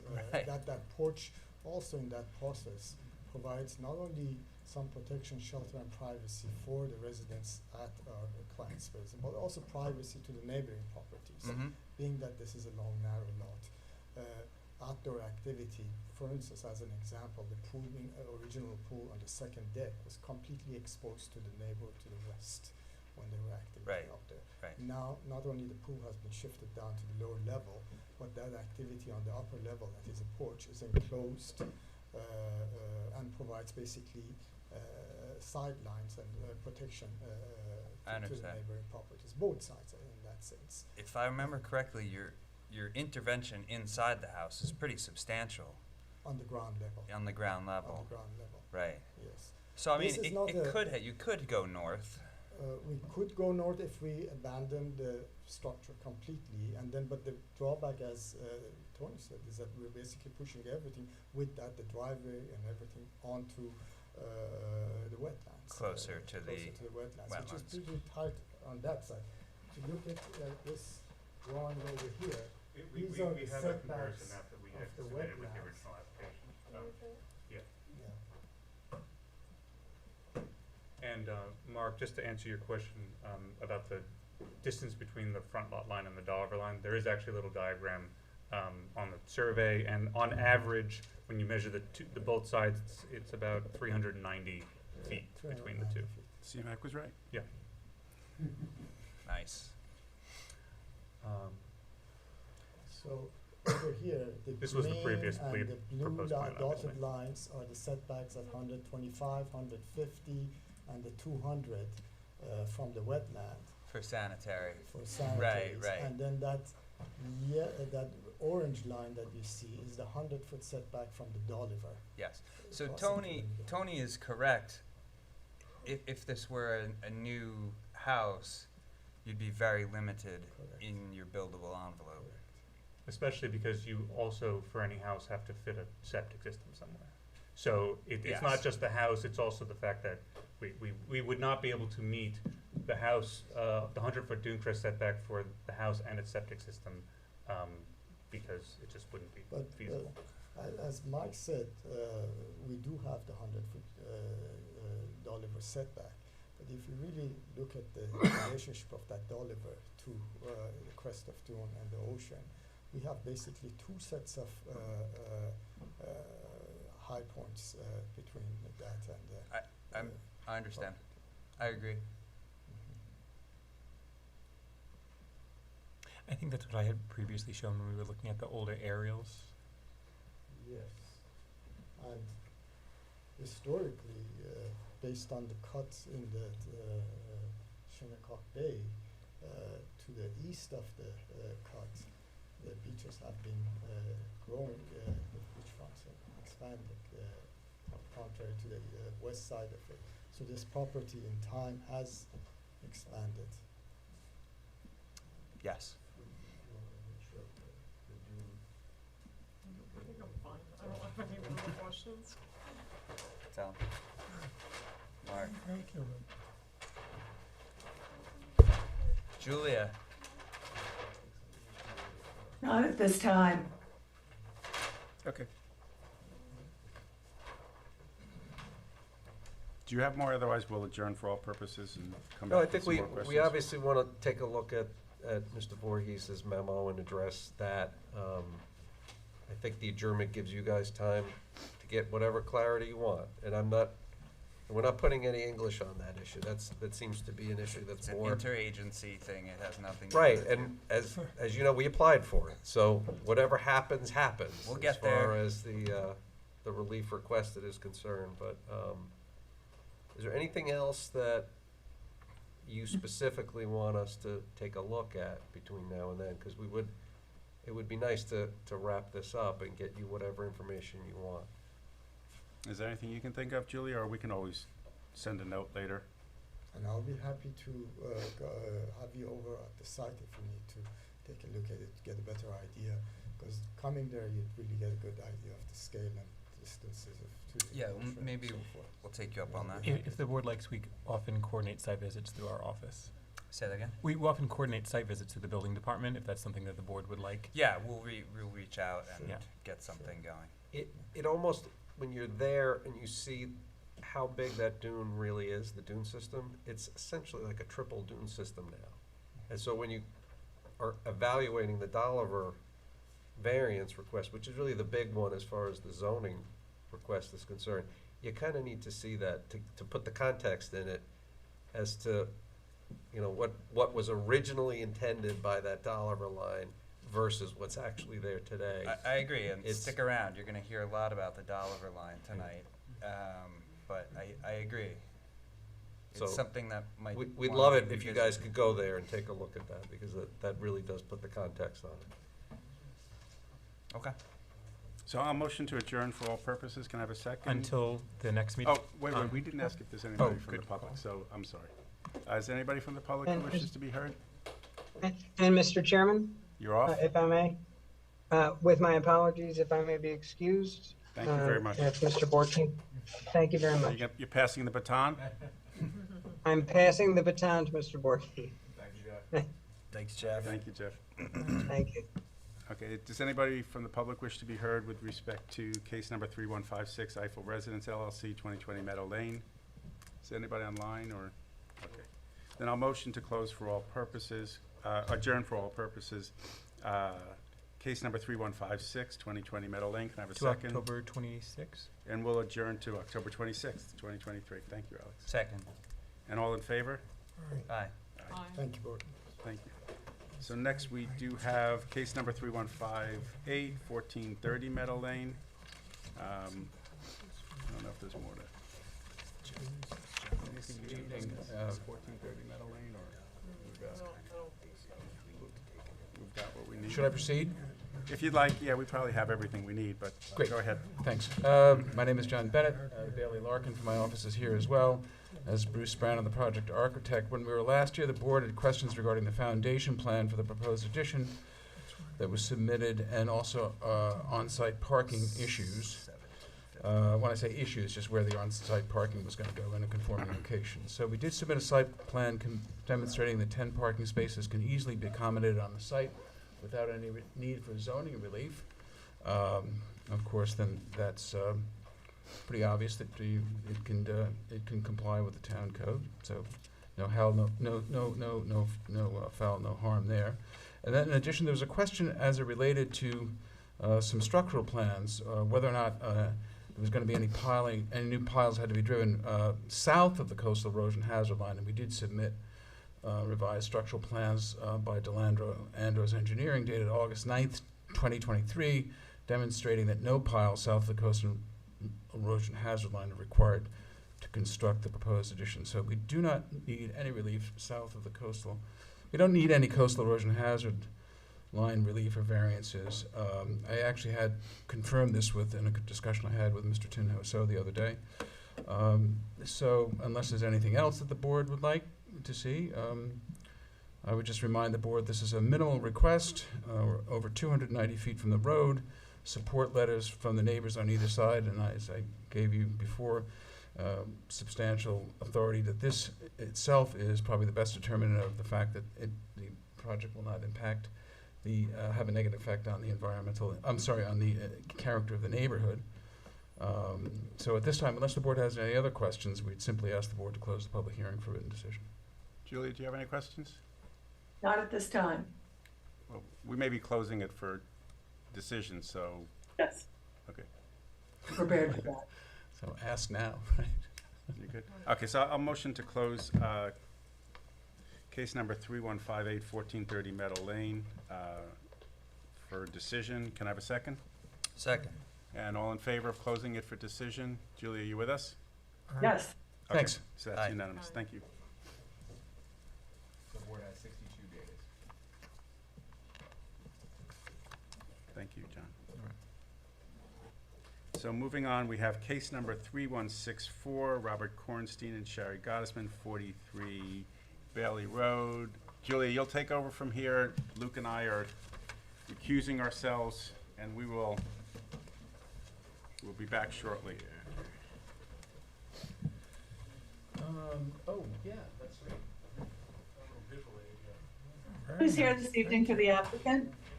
My name is John Bennett. Bennett and Reed, 212 Windmill Lane, Southampton. Bailey Larkin from the firm is also with me, as is Robert Kornstein, who is one of the applicants. So our client is proposing to construct a pool pavilion consisting of a fully enclosed powder room that is 30 square feet in size. It's a roofed but unenclosed area that's connected to the powder room. I'm not saying this is exactly the scale, but it's pretty close, actually. Oh, it is? Oh, I'm sorry. Forgive me. Oh, that's right. Mr. Kornstein's in the construction business. I'm sorry. I apologize. It is a scale model then. Our client seeks an interpretation of the building inspector wherein the building inspector determined that the square footage of the roof but unenclosed area of this structure is calculated in the gross floor area. We think he's demonstrably wrong. So what I have for everybody, if I may, John, I have a copy for you. Excellent, thank you. Mr. Bennett, unfortunately, I'm not able to receive these documents this evening. That's okay. If you want, maybe the easiest thing You can email me. her? You can email her a PDF, can't you? is simply to go to the zoning code. It's all in 116.17.1 on your iPhone or electronic device. I should use a brand name. I'm sorry. But in any event, so as I said in my letter, I think TIN is confusing square foot area, which is a term of art in the code, with gross floor area. And it's a pretty axiomatic concept of statutory determination that you don't interpret words that make them meaningless, number one. And number two, it's a very there's legion of case law that says this, that zoning law, including 3 Court of Appeals cases, zoning law is in derogation of common law rights, and zoning codes are to be construed against the municipality. So I don't think there's any ambiguity whatsoever here, but even if there were, you'd have to construe it against the municipality, and I think you'll easily be able to find that that the zoning code says the exact opposite of what the building department is saying. So what I'm saying is, even assuming arguendo that Mr. Hosso is right about the term building area, gross floor area is a separate term. Thus, while the overall size of an accessory structure, even assuming he's correct, is limited by the definition of square foot area, the maximum gross floor area of these structures is only reduced by specifically defined gross floor area.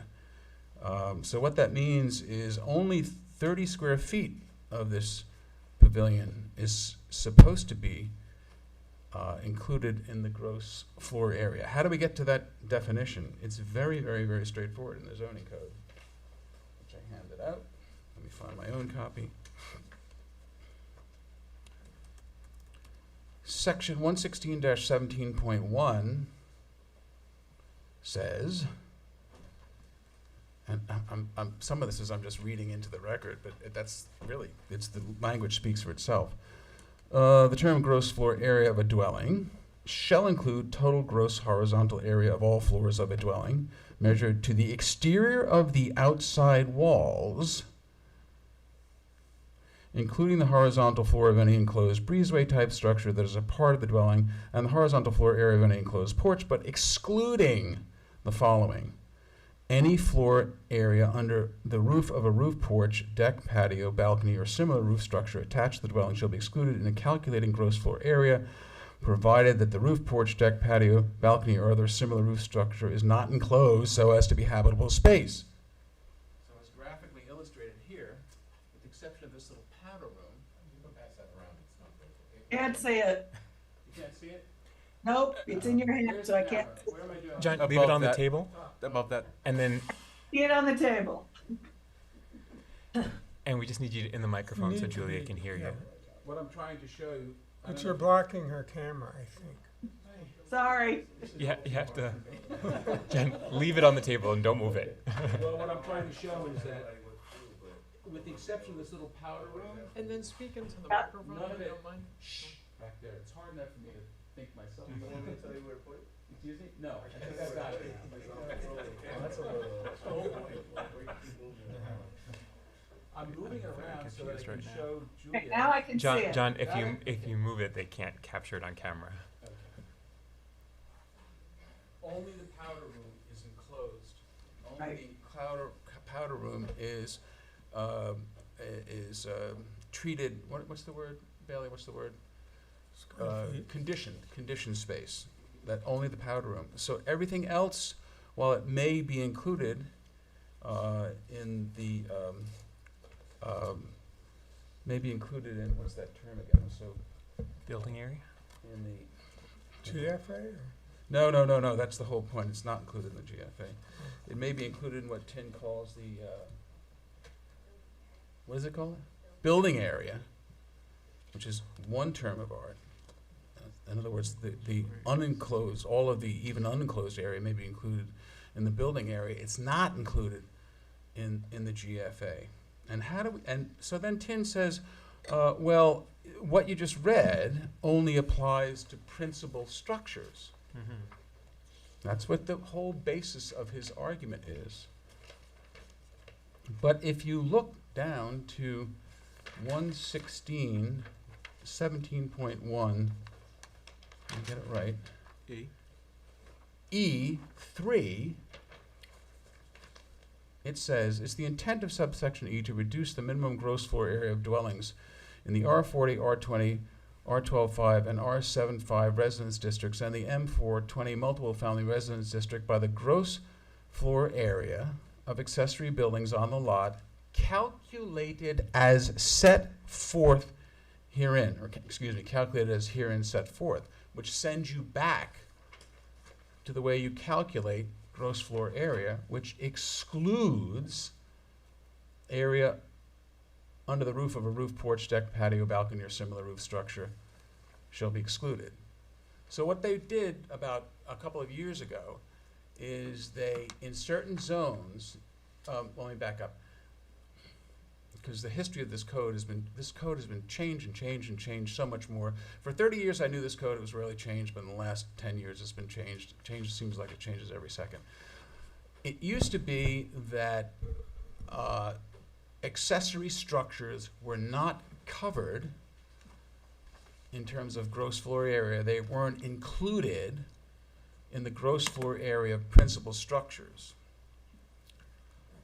Then the code was changed to say that in certain zones, and they're essentially the smaller zones, the R40, the R20, the R12.5, the R7.5, you have to include the gross floor area of accessory structures, pool house, stuff like that. You have to include the gross floor area of accessory structures in the gross floor area cap, the GFA cap. And that's what section 116.17.1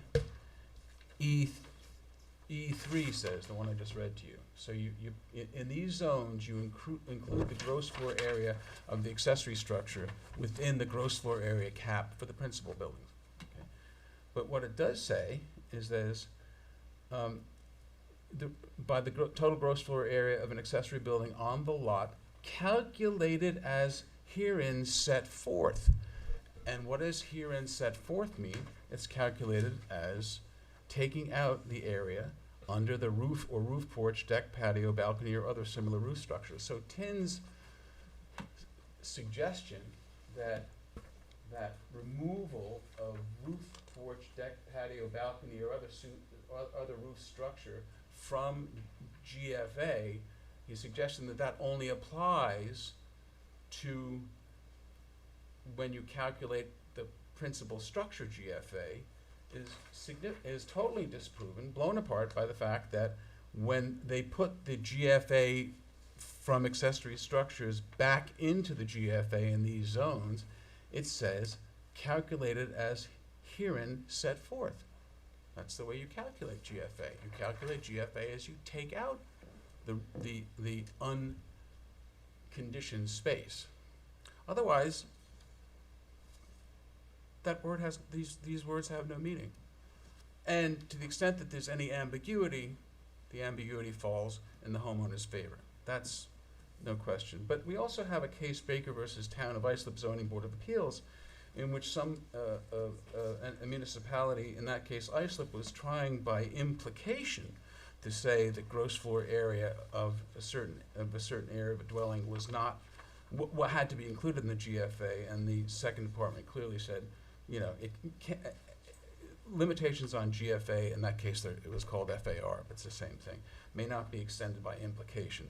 So TIN's implying that these limitations on calculation of GFA only apply to principal structures, but that's simply not the case, because the language says you're supposed to calculate it. The very code section that creates these GFA requirements says that you're supposed to calculate it as it is calculated in the statute. So I don't know where TIN gets that leap that this language on limitation of GFA doesn't apply to accessory structures, because it simply does. So that's the one aspect of it. I can answer any questions on that interpretation argument if you'd like. I'd like to ask if actually if the still photo of the scale model could be taken down so I could actually see the room, if that's possible. Because I'd like to actually ask Mr. Borquin if he could shed any light on, Absolutely. this time for us before I ask the board for their questions as well. So just for clarity, are you asking first just to have the view of the room restored on camera? Yes, and we have done, that was done, but now I've just lost it again. Would you No, I mind can you hear me? Am I audible? Hear you and see you, yes. Okay. The view of the room. What was that? Oh, was the That's floor the plan? standard. above No, that? just the And now I can see I can see the Oh, I got it. Sorry. council now. Sorry, John. Great, thank you. So I thank you, Mr. Bennett, for bringing the printout. That was thoughtful. My only point for clarification is I am looking at on page 2, so that would be 116-17.1E. E is in Edward, and that was the section that was noticed tonight. So I'm looking at, it gives somewhat of a formula. The maximum gross floor area of a dwelling within the R40 inter alia districts shall be 10% of the lot area of the lot, plus 1,500 square feet, less the total gross floor area of accessory buildings on the lot, calculated in accordance with the following provisions. So I don't have in front of me, and I can probably look in the Dropbox, what the total GFA of the principal dwelling is and how we factor that in with the GFA of the accessory structure. Okay, if you include the whole thing in, it's over by 371 feet. If you include the entire structure, no, we're over by 371, or minus the 30, Bailey, or? If you include the entire, if you were to include the entire, if you followed TIN's, interpretation that whole structure has to be included, 371, we'd be over by 371 square feet. That's, I'm gonna present the variance aspect of it next. That was my next question. Yeah, but, so in the alternative, I mean, whenever I ask for an interpretation, and I think it's a very strong case here, but I nevertheless asked for a variance as well, and I was gonna put that case in next. Because my only concern in regard to the interpretation, looking at it from an interpretation lens, is looking at 116.17a and B. They're discussing the gross floor area of the dwelling, the principal dwelling. So if I'm jumping over to E, Right. what I just read out, the section E itself, and then the caveats are for excluding the detached garages. And I don't see anything, and obviously correct me if there's something in the code that I'm missing, which allows us to exclude an outbuilding or an accessory structure. No, I'm glad you brought that to everyone's attention, because What I'm saying, it doesn't come from that. If this building was totally enclosed by, exterior walls and all conditioned space, I would have no argument, because it would be included. What I'm saying is that only 30 feet of it, that's the powder room, is included, because by definition, that's how you calculate gross floor area as opposed to square foot area. There are two separate sections. I can have, in certain zones, I can only have a 520 square foot accessory structure, and in other zones, with the larger zones, I can only have an 800 square feet structure. I'm not arguing that. This is less than the 520 in terms of that limitation. But what I'm saying is how much of it is included in the gross floor area, and that is only that powder room. So that's in. And that keeps me under the GFA. So that. And how do I get there? Because it says you have to include into the GFA these gross floor area, these accessory buildings. The total gross floor area of accessory buildings on the lot calculated as herein set forth. Where is gross floor area So calculated? I'm sorry, so you are reading that from the very bottom, The very subsection bottom. 3, Where E3? is gross floor area calculated? It's calculated in A, and A removes the unconditioned space. My only concern with that is that A uses the word or the term of art dwelling, which under the code, and from what I'm understanding, Yeah. a dwelling is kitchen, bathroom, sleeping. Yeah, but look at- John, you're talking look at at- look at- The intent of 17.1A3. section E to reduce the maximum gross floor area of dwellings, again, Mhm. it uses the word, in the R40, R20, R20, 12.5, R75, blah, blah, blah, blah, blah, by the total gross floor area of accessory buildings on the lot, calculated as set forth herein. Where else is gross floor area calculated? It's calculated to exclude these areas of space. And to the extent that you think that's an ambiguity, well, that falls in my favor. There's legions of case law that I don't think it's ambiguous. And we understand that, we Yeah. understand that. But what, should Actually, I Ms. proceed with the variance aspect of it, or what do you want me to do? Do you, Hold on, Julia has a question. I Oh, I'm actually- sorry, Julie. Actually, I'd asked Mr. Borkman for his interpretation, and then I was going to ask the board members for theirs. Thank you, Mr. Bennett. Mr. Kempner, do you have any questions? No, I don't. Mrs. Giffra, do you have any questions? No, I mean, just for a matter of clarification for our procedure, is that, are we going to ask counsel for his interpretation of this, statute or this zoning regulation? And then depending on what your thoughts are, then is this coming to the crux of the issues, whether Mr. Bennett will then need to come back and apply for a variance based upon? Mr. Bennett's already asked for a We're variance. I've been doing this for 40 years. Every time the building inspector in the town of Southampton, the village of Southampton, every village out here, what happens is you go in and you ask for, if you disagree with the interpretation of the building inspector, you go in, you file, you object to it. It's on the very same application form. And then you say, in the alternative. No, Really? okay, Okay. I'm not questioning your expertise, I know it No, very no, well. no, it's When procedural question. What I'm just Yeah. asking is a procedural question to get clarification, I assume that was the case, but I just wanna Okay. make sure that we have a lot of information here, so I just wanna make sure that I understand how we're proceeding, thank you. Okay, thank you. And that's all I meant I was hoping to clarify the procedural issue.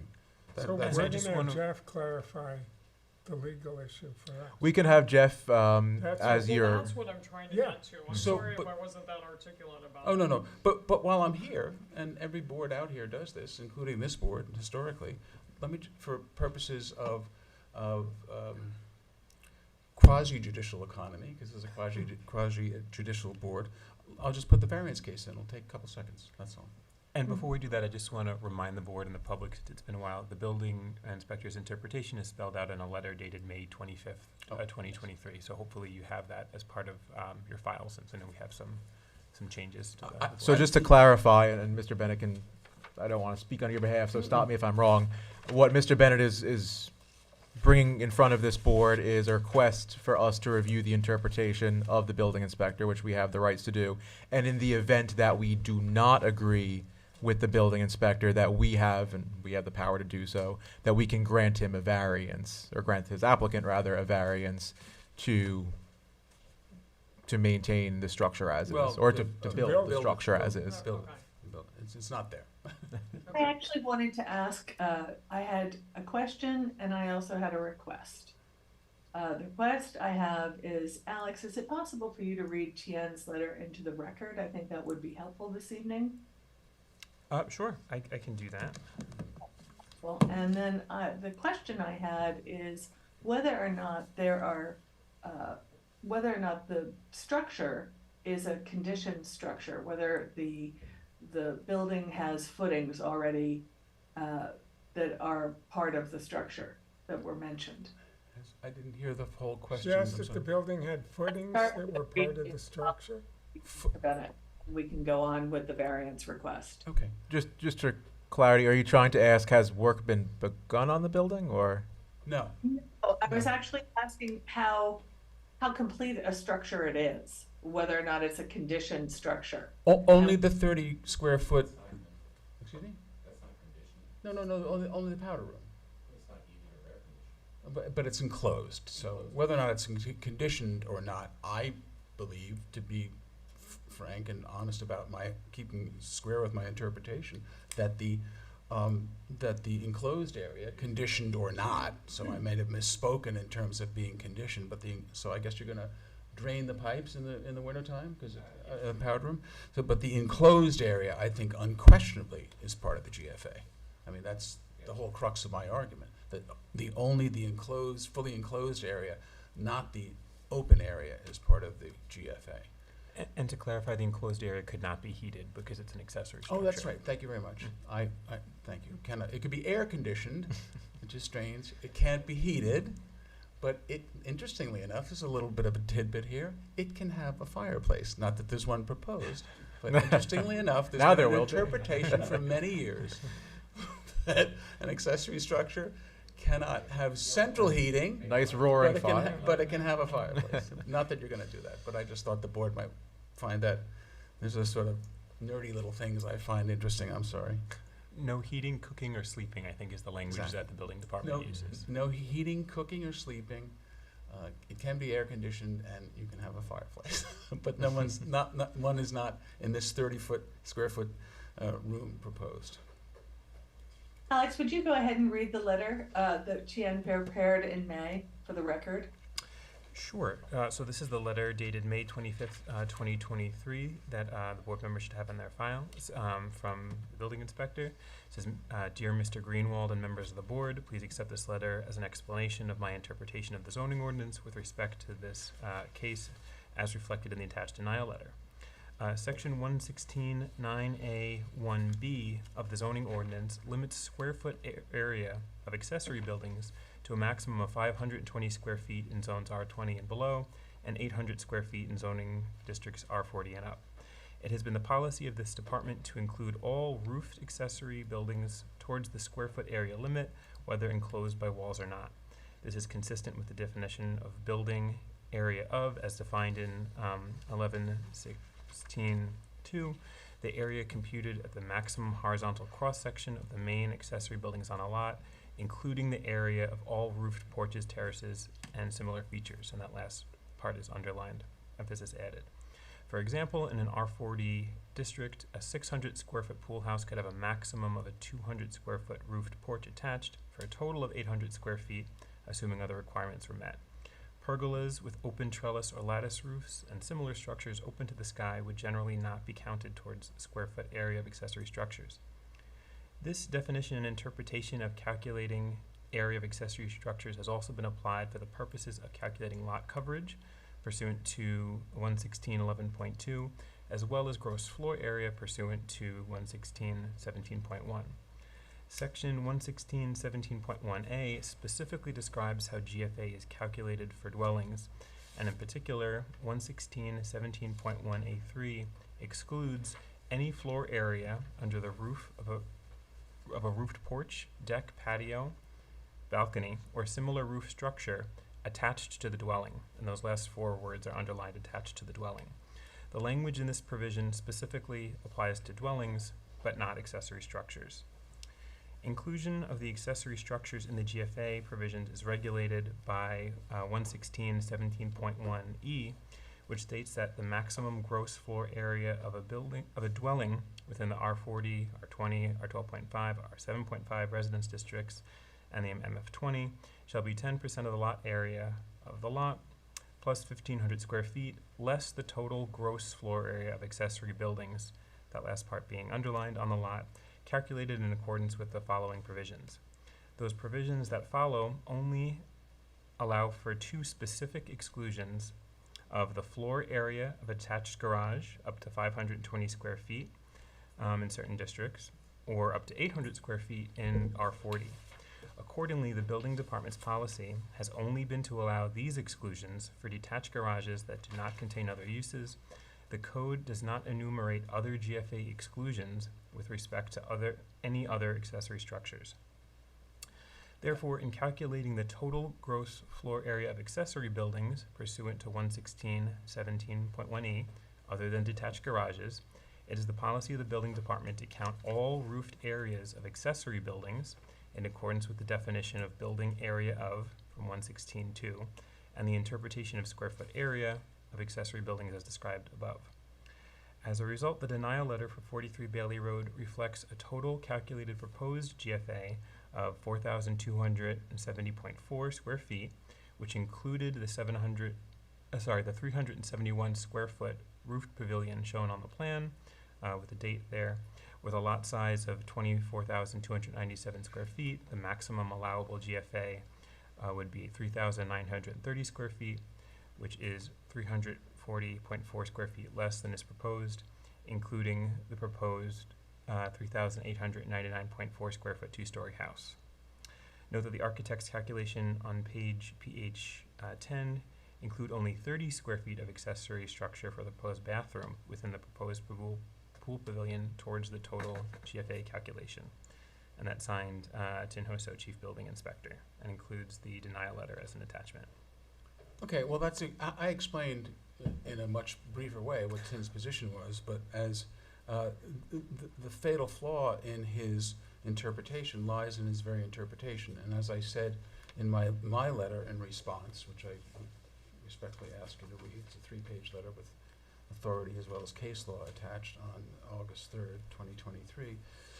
Square foot area and gross floor area are two specific terms, and the building inspector is promiscuously interchanging them. He says, yes, you have limitations, but he defines them as coming out of the square foot area limitations.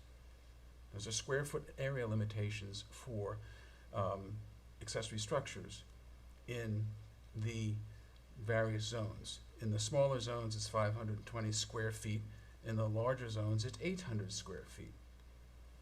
But square foot area and gross floor area are not the same. And the only place you find in the code a definition of gross floor area is in the introductory, in 116-17.1A, which expressly excludes the areas that are not enclosed. So he can't mix and match because zoning codes have very specific terms of art. Yes, it's limited in square foot area, and then when you limit the square foot area, you throw in the whole thing, all of that.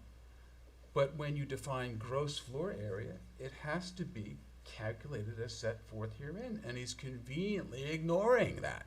There's a direction in the code to calculate gross floor area as set forth herein. The only place that gross floor area is calculated is in A, and you can't say, oh, well, that just deals with dwellings, because E3, again, talks about maximum gross floor area of dwellings by taking out the gross floor area of accessory buildings.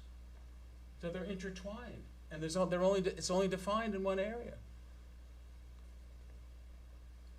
I don't know. It seems like there's no other possible explanation or interpretation if you read the clear letter of the case, clear letter of the law. He's mixing apples and oranges. I have no argument with the size of these accessory structures are limited by the overall size or limited by the square foot area limitations, but only that limits the overall size of them. The amount of those accessory structures that are then included in the maximum gross floor area of dwellings is only those areas that are defined as gross floor area. There are even references when it talks about what you include in accessory buildings, it talks about how you're calculating the area of the dwelling as defined, as calculated herein, set forth herein. You know, you'd have to read the words of a dwelling and as calculated, as set forth herein, out of section 116-17.1 E3. That's the only way you get there. And you know, there was never an intent. Every place you look at in the code where gross floor area is, it's enclosed area. Now you're mixing apples and oranges by saying, oh, well, it's included in the definition of square foot area. But no, that has its own separate definition. It directs you how to calculate gross floor area. It's right in the code. I don't understand the dispute at all. And I'm not being, sarcastic or cute. Yeah, we about it, understand. you know. We understand. But if You've it's articulately expressed your point. I guess we can. Well, the board's posture Adjourn now this and then- is we have two routes that we can look at this. We can either side with Tien and respect the building inspector's decision, but as Mr. Bennett pointed out, he's applied in the alternative for a variance, so that if we do lump in the square foot, the gross floor area of this outbuilding accessory structure, correct me if I'm wrong, there's a 340-foot deviation from what would be. At 370, it's the principal dwelling, the total permitted is, on this site, is 3,930 square feet. If you throw in the pool pavilion, it's 3,898. Throw in the whole thing, and we're saying you only throw in 30 of it, which keeps us just under the GFA, the combined GFA for the accessory structures and the. So assuming arguendo that we are including the accessory structure all I need together. 371 square feet. So 371 square feet. So Mr. Bennett has asked for a variance, which the board can let Mr. Bennett speak to the merits of the variance, the 5-part test, and the board can take that under consideration also. So there's two angles at which we can look at this. So if I may, the proposed pool pavilion, again consisting of only 30 square feet of enclosed powder room with covered porch, has been located on the subject property to comply with all applicable setbacks. It complies with all accessory structure setbacks. Approval has been obtained from the Board of Architectural Review and Historic Preservation to construct the proposed pool pavilion with the powder room.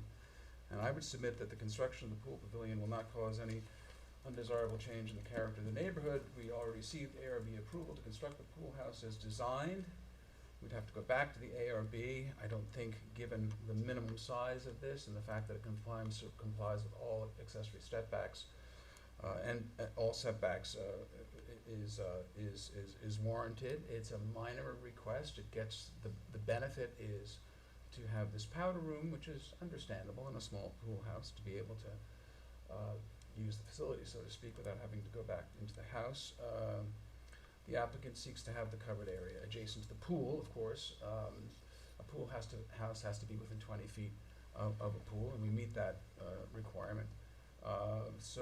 371 square feet of gross floor area relief. I wouldn't have the nerve to come and ask this board, and ever since the GFA requirements have been imposed, I've told people that call me and ask for GFA relief from a principal structure. I've told them I don't do that. I don't think that, I don't even know that the board has ever granted a GFA request for the principal structure. So I'm not here asking for that. I understand why those GFA limitations were imposed. Lots and lots of public hearings, lots of,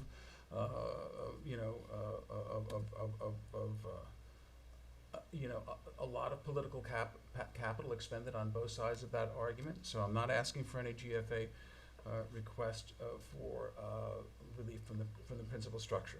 I've never asked. Ever since the GFA requirements were imposed, I've never come and asked this board for that. I understand that's a bright line, but this is for 371 square feet of relief for an accessory structure where I think, you're not supposed to blend these things in, but I think the interpretation is on very shaky grounds. So I think that should make it easier, hopefully, to grant the relief. It's a type 2 action, therefore granting the relief will not, as a matter of law, have an undesirable effect on the environment.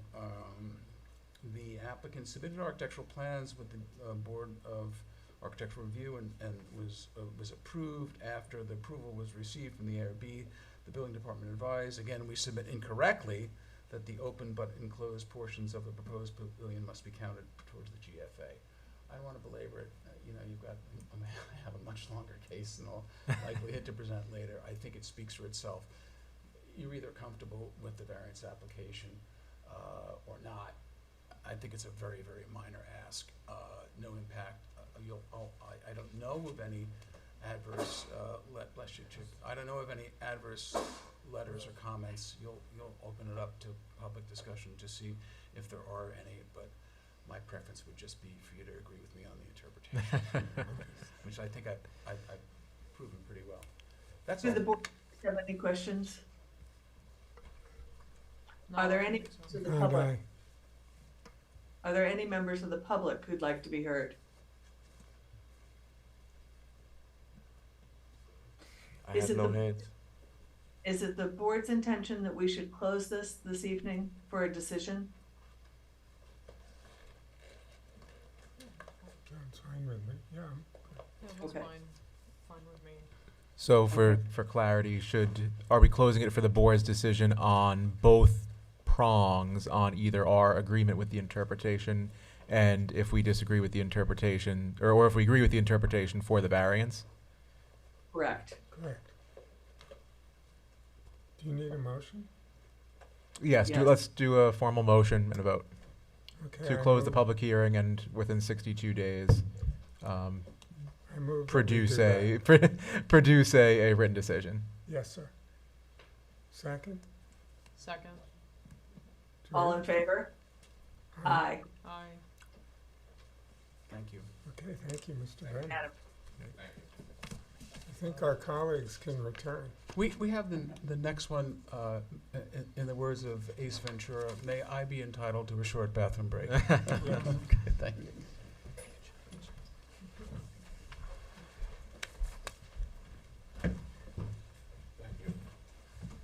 Thank you. It was a great. We appreciate the visual. We do. Thank you.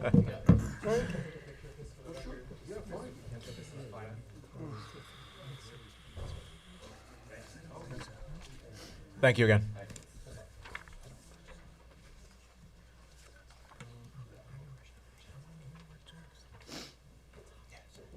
I think it was, I'm not a good lawyer. Parcel licenses.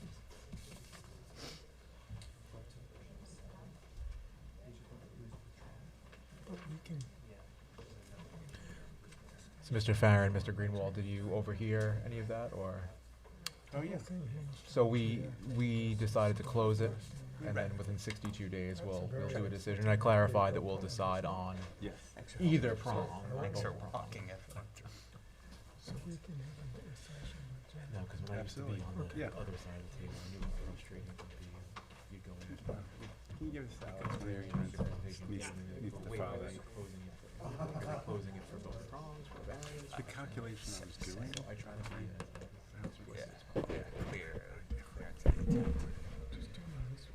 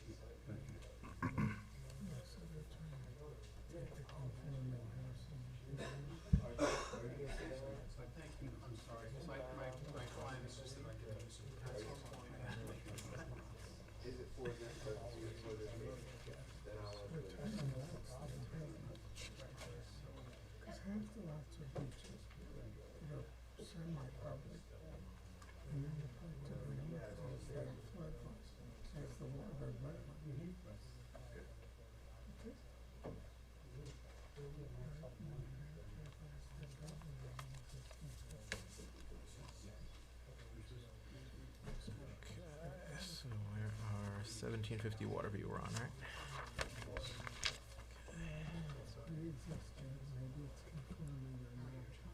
I'm good. I'm good. It's been an adventure. You got me busy with Hill Street.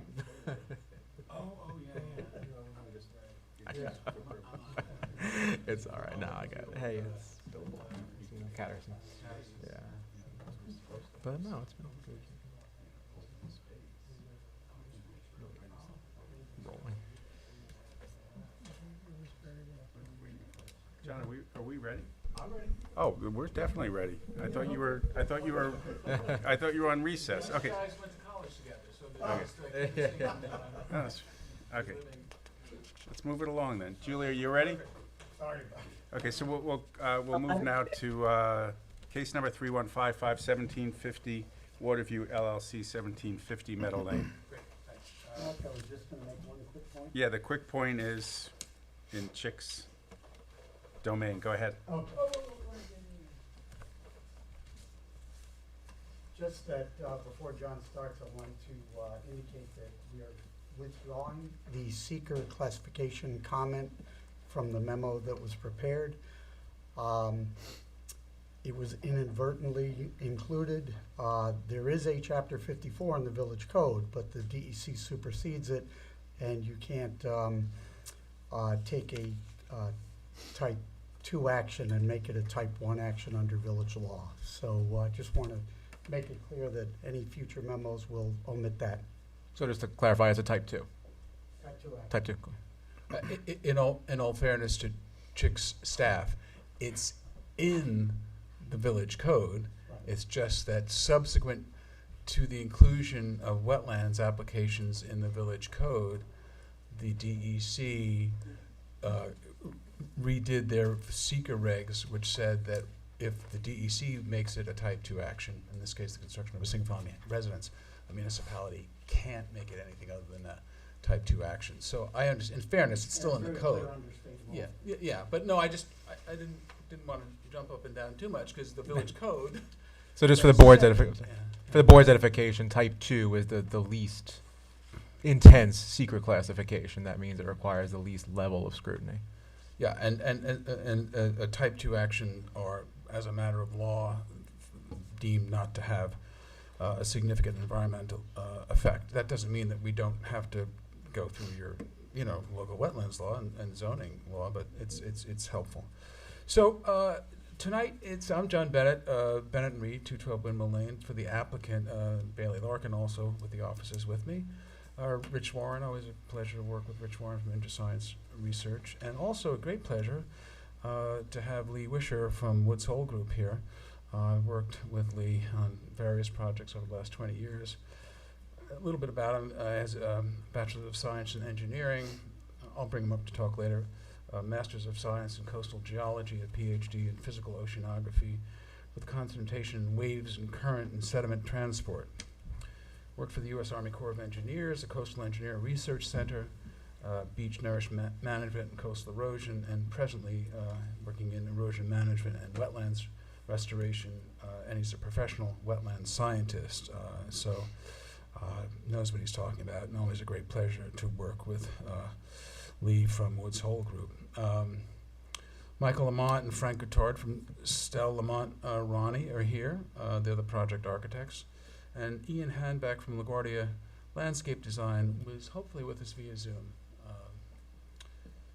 Hope so.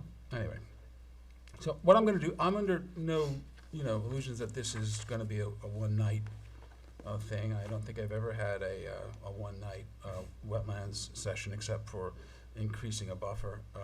So what I'll do is I'll try to put it in a good pace, and hopefully educate the board as to what we're trying to do here and why we think it meets the policies of the wetlands law.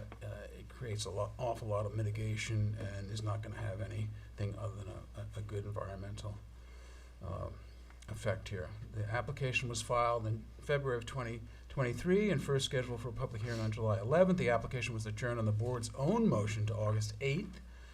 And then on August 1st, we received Chick's memo, as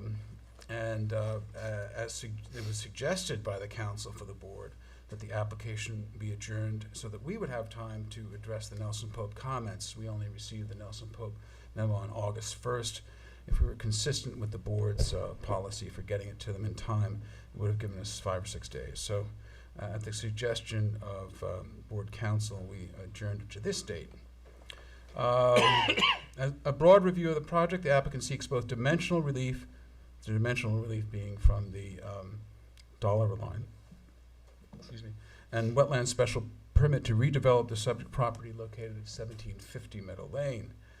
So, and also we're asking for relief, which sounds it's not really relief, but we're proposing to increase significantly a previously imposed scenic easement and to significantly revegetate the property. We're asking for a larger house here, so we know we've got to put in as much mitigation as possible. The property is burdened by wetlands on the north west portion of the lot, and Rich will discuss that in a bit. But the wetlands are likely a remnant, lower topographic spot when Meadow Lane was improved. These are not wetlands that are regulated by the DEC, only the village. And we do have, and we'll talk a little bit about the relative value of these wetlands, which are not connected at all. They're not the high-quality wetlands that one finds on the north side of Meadow Lane, which is, of course, Shinnecock Bay, where, again, just a little bit of information. I don't think, other than redevelopment of developed properties, which we'll talk about some of the board's actions on those, but redevelopment of already developed properties, I don't believe there's any new residential construction or construction of any nature on the north side of Meadow Lane because of its sensitive tidal wetlands, connected tidal wetlands, sort of a very sensitive area. I don't think there's been any new development there in 45 years. So, in addition, given its location on Meadow Lane, the dollar over line dune crest setback requirements are applicable. I think we're going to be, we'll talk about not only how we wish this board to act on that dollar over line, but also how the board has acted did previously. We did receive letters from the owners of the adjacent properties to the east and the west. Both neighbors expressed support. This, of course, goes to the character of the neighborhood as it relates to the zoning, relief from the zoning setback. Here, the zoning setback is the dollar over line. The dollar over line is contained in the zoning code, so it's a request for a zoning line setback. So the next door neighbors' letters are very helpful in terms of that. I think I demonstrated in a prior case that letters of support from the neighbors as it relates to requests for zoning setbacks and the 5-part test are probably the best indication that there's no negative impact on the environment. That's a case, the impact of letters of support, that's a case Coleman versus Corman, which I litigated before the Supreme Court involving this board, Dr. Corman. We had letters of support from the neighbor, and the Supreme Court, Suffolk County, said that's the best indication of no impact on the neighborhood. And also a case that I litigated in Shelter Island, the Dolphin Lane Associates case, which Judge Whalen agreed with my position that the letters of support are significant evidence of no impact on the neighborhood. And the Shelter Island appealed, and the appellate division agreed with our position. The property is presently improved by an existing residence, tennis court, and swimming pool located on the north side of the existing home. The swimming pool is only about 35 feet from the wetlands. We're going to take that very far away from the wetlands. The proposed wastewater system is 96 feet from the wetlands. We're going to move that to 190. Is 96 feet from the wetlands. We're going to move that 193 feet from the wetlands. So, and the pool we're going to move from the 35 feet to 160, which is a conforming setback. So we've got, probably the biggest, concern about impact on wetlands, the wastewater systems and pools, because what can happen during a flood event, going, the wastewater system going from 96 feet to 193 feet. That's 7 feet short of the 200-foot setback contained in the Southampton Village Code, which, by the way, is the most extreme setback I'm aware of in any wetlands law, but we're almost meeting it, shifting it quite a bit. And one of the things we need to get all this stuff out of the way of the wetlands is some help from you on the dollar line, which we're going to hope you will agree with this, that I'd like to view the dollar line as sort of like a vestigial remnant in the village code, because it's simply, the facts that gave rise to it are simply just not the case anymore. Having to do as much as anything with the extension of the easterly groin on the Shinnecock Inlet. But I don't think it takes anyone having a terribly intense amount of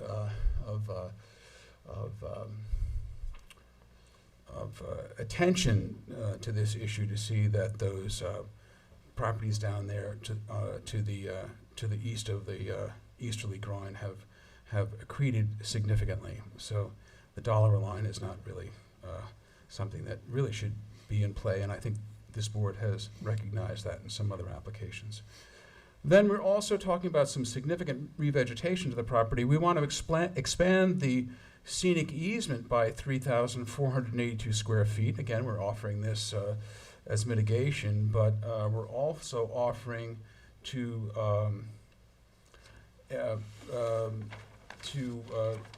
revegetate essentially all areas north of the proposed residence that are not improved by driveway access, stairs, and tennis court with native vegetation. And that'll result in a total of 28,060 square feet of native vegetation, a little bit shy of 3/4 of an acre. So we received a memo from Nelson Pope and Voorhees and submitted a letter in response to that, September 7th. I don't expect everyone to have read this, and I certainly would obviously would expect that we would be putting this over, but let's get the case in. I'm not going to talk about the type 2 action because Chick very graciously stated that we were correct in saying that this is a type 2 action. We submitted with the board numerous prior special permits that were granted.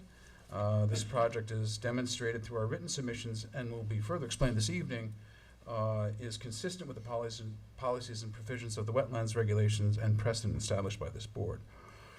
So, for example, we're moving a pool 160 feet from this, what we think is a very marginal wetland, when the board in the past, in exchange for doubling the size of the houses on the north side of Meadow Lane, has allowed pools to be less than 50 feet from a much more fragile ecosystem and wetland system.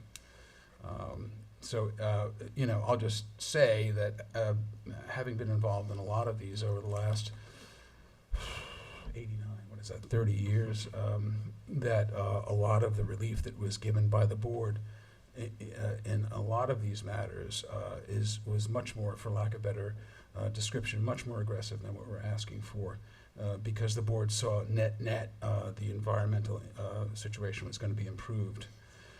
All the existing improvements on the subject properties are permitted. The certificate of occupancy was issued. There are no violations or anything on the property.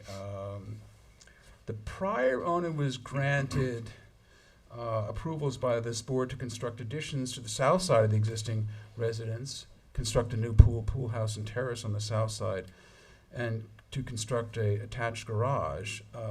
That proposal would have left the existing wastewater system, which was approved by this board, 89 feet from the wetlands. Those improvements were not constructed. So what we're offering here, we think, is demonstrably and unequivocally a much better product, as it were. The proposed redevelopment will be greatly more environmentally sensitive than the previously approved plan by significantly increasing the increasing setbacks from the wetlands in the northwest portion of the property. Probably the easiest way to explain this application is to review the plans proposed by InterScience. Rich is going to talk about that in a little bit. The Existing swimming pool and surrounding deck are, again, 30 feet from the wetlands. The closest proposed structure, which are the entry steps to the residence, are proposed to be located 64.4 feet from the wetlands. Thus, all proposed structures would retreat from wetlands by more than 30 feet. And again, those the retreat from the of the septic system and the pool are much greater than 30 feet. So that's shown on the comparative plan, which we'll have Rich talk about in the future, not in the not too much future. Again, we're abandoning the existing wastewater system located only 96 feet from the wetlands and putting it almost 200 feet from the wetlands and putting in a new IA system 193 feet away. And then, as shown on the Squires and Holden plan, which I think is up there, Rich, I know you're going to talk about it a little bit, but and thanks, Rich. We want to amend and increase, obviously, for mitigation, the limits of a scenic easement that was previously imposed by this board prior to a prior ZBA grant. The easement are shown on the Squires and Holden plan. The language of the easement specifically allows for the portion of the driveway that's existing to be maintained and continue to do that, but we want to add to that scenic easement. The area of the existing scenic easement is 11,276 square feet, and we're proposing to add 3482 for a 14,758 square feet increased scenic easement. And again, in addition, revegetate stuff even outside that scenic easement area, creating we want to create a really extensive and diverse wetlands habitat where presently there are fairly poor quality wetlands. And by the way, I'll talk about one of the decisions where the board realized, I think it was the A.B. Rosen decision, where they talked about granting relief for some stuff very close to wetland because the wetlands were not significant and rather poor in relation to some other wetlands. 116.19.1D, let's talk about the standards that you use. The board shall consider the effect of the proposed activity with respect to flood and storm dangers. This is a FEMA non-conforming house. The new house would be constructed according to all, not only FEMA elevation requirements, but ever-changing and better construction methodology requirements of the Federal Emergency Management Agency regulations, which are, of course, carried out through our own local FEMA code. 116.19.1D also provides the board shall consider the protection or enhancement of the several functions of the wetlands. And it says that when you have tension between a wetland setback and a zoning setback, and here the Dolliver Code, it's the zoning setbacks that are supposed to be relaxed. And we think there's even more reason for that, given the fact that that Dolliver line, as I've said, is I think a vestigial element of the village code. We will conform with the coastal erosion hazard area line, but code section 116.19.1E provides that to achieve the maximum feasible setback from wetlands, the zoning board may vary other dimensional regulations. So we took that, we looked at, and said, what's the best thing to vary here without doing any violence to the policies of the code, and that's the Dolliver line. As we've demonstrated in the material submitted with the board, this portion of Meadow Lane is a wide, stable beach, and the actual crest of dune is located in excess of 320 feet from all of the proposed improvements. That's a lot. It's over 3 times the from the actual crest of the first rank of primary. Interestingly, we included 3 prior decisions of the board. I'll talk about some other decisions later. But one is the application of Amy, Adele, and Van Greenfield, and this board noted all of the applicants' proposed construction, that was a request for relief from the Dolliver line. All of the applicants' proposed construction will be more than 100 feet from the apparent crest of the dune revealed by current dune topography. In view of the foregoing, we consider the requested dune setback variance to be a technical variance, which is warranted by current dune topography conditions. I mean, ideally, the board of trustees would have looked at that section before and realized with the change in the physical and environmental conditions down at that portion of Dune Road, the dollar line was antiquated. In the Greenblatt decision, that was another decision that we handled relating to a property located in 1990 Meadow. The dollar line setbacks were granted. The board noted that all activity was occurring 200 feet from the actual crest of the dune. And then we had an approval at 450 Gin Lane, which allowed for the relaxation of dune crest setbacks for the installation of a wastewater system so that the wetlands setbacks could be maximized. The seaward edge of the proposed pool, which is the seaward most proposed structure, will be no further seaward than any of the improvements on the surrounding properties. We showed that in an aerial. And B, will keep in keeping with the character of the neighborhood, which is, I think, that why the neighbors were happy to provide letters of support. So again, all improvements are located well back from the actual crest of the dune. I'd like to ask Rich Warren to come up and talk about the work that his team have done on mitigation measures and the changes in what's there and what's proposed. And then I'd like Lee Wisher to come up and talk to you about why relaxing the setbacks will not have any negative effect on any sort of dune protective structures.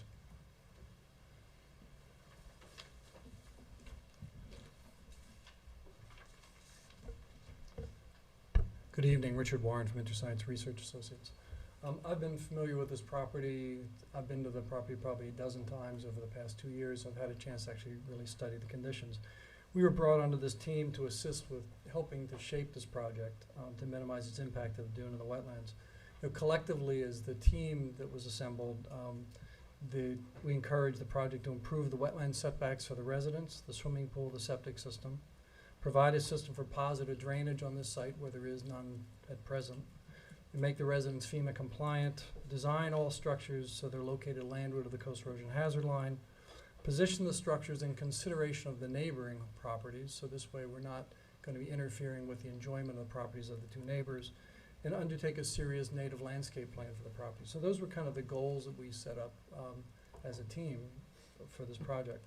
We recommended the owner engage Dr. Lee Witcher of the Woods Hole Group, who I've worked with for probably 30 years or so in different projects, to evaluate the construction and its impact on the dunes. So he's going to speak later, but I'm really here just to talk about the wetlands. My office prepared a wetlands assessment that was submitted as part of the record. It was prepared by James Walker, my office. In the northwest corner of the property, there's an area of approximately 3,086 square feet of wetlands. I'm just going to show you on the drawings up here.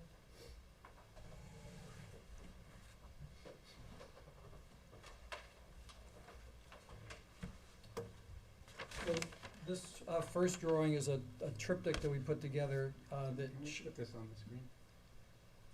Do you have it digitized? I actually am still a grade in old school. So can you do it with that? I can do it, try. Oh, you can? Yeah. Okay. I'm not able, Next time I'm I'll not send in the it Zoom. over. I apologize. You wanna let me in? Oh, he's got it, okay.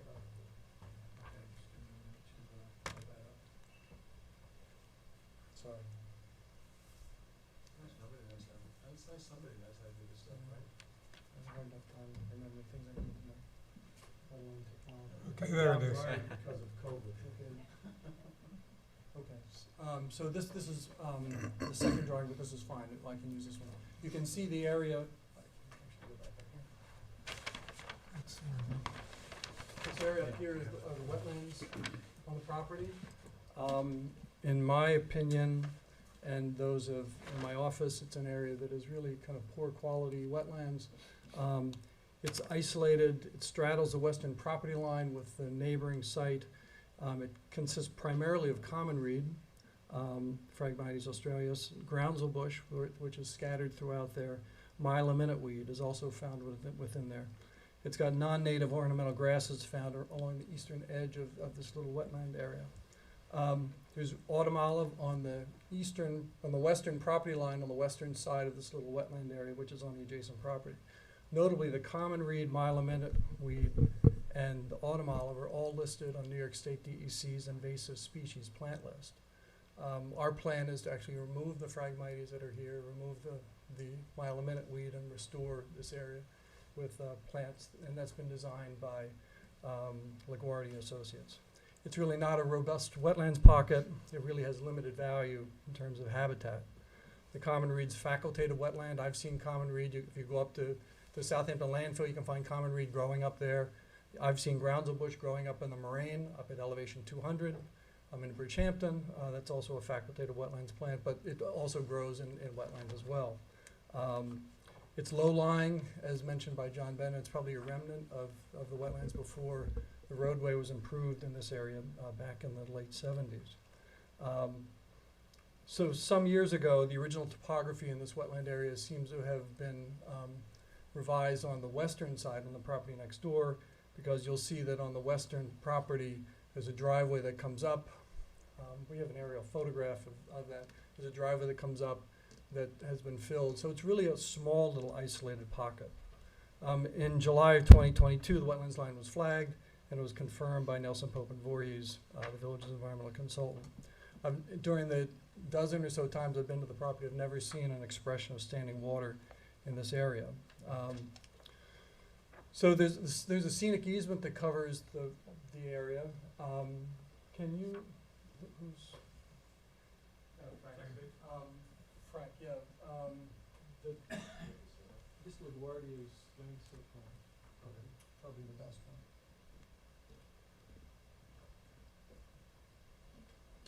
There's a scenic easement that covers this area that was part of a 2006 zoning board of appeals decision, and it actually crosses over into the driveway.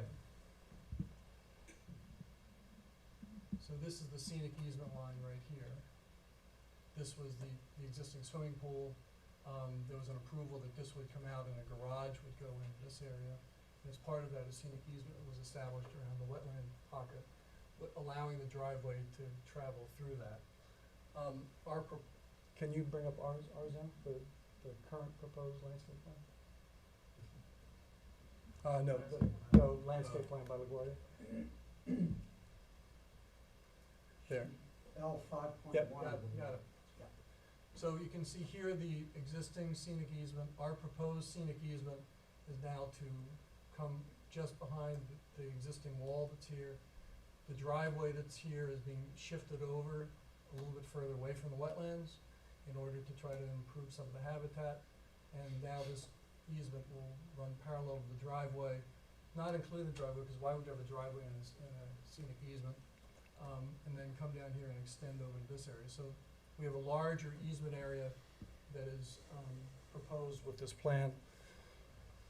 If I could just, one of the things that's so dramatic is where the location of the pool is, in contrast to the prior location, which was literally sitting right on top of the scenic easement area. And then also the wastewater system moving 100 feet. But I think that's so dramatic. That's a permitted pool. That was permitted, and it's right on top of the scenic easement area.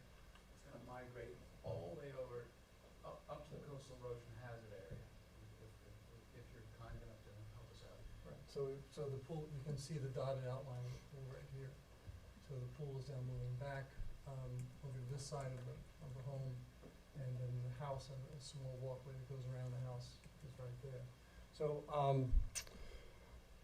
in consideration of existing conditions, the boundary of the easement's been modified to go around the driveway. The easement will increase in size from 11,276 square feet to 14,758 square feet. It's a 30% increase in the size over the existing easement. We'll be removing the common reed. That's something that's fairly routine on the east end. People have common reed, that people are removing that and restoring it with native plants. This will be a coastal wetland native habitat. The plan was asked for to have more details relative to the removal of the Phragmites, and LaGuardia's plan has provided more details. There's 36 inches of excavation of soil underneath that area in order to get the rhizomes out, and that'll be replaced with a soil sand mix to allow a good medium for the native revegetation.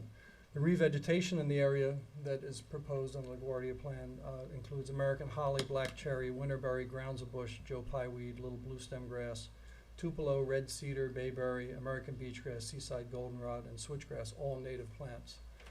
There will be no formal landscape or lawn on this property when it's done, anywhere on the site. So that this site will all be native landscaping, and that's all is illustrated on the plans by LaGuardia. So overall on the site, there's gonna be 28,060 square feet of restored native plantings with this property. The LaGuardia plans were modified to reflect comments received by Nelson Pope and Voorhees. Test hole data was added, the wetlands line was added, depth of soil removal was added to 36 inches. The fill volumes were provided in terms of bringing that area back to grade, which is 340 cubic yards of clean sand and loam. We've added a Phragmites root barrier since we can't go onto the neighboring property, and they've modified the plant materials and the spacing. So in my opinion, the transformation of the landscape will improve the diversity of the vegetation by replacing invasive plants with native plants. It's going to improve the habitat value on this residential site where right now the Phragmites really don't have a high value in terms of habitat. It's going to eliminate a potential source for use of lawn and landscape and care products that have potential for surface and groundwater impacts, as much as the entire site will utilize native plantings. So I believe that the mitigation being offered by this project is beneficial. We've got an improvement in the septic system design and the septic system location. Back to the triptych.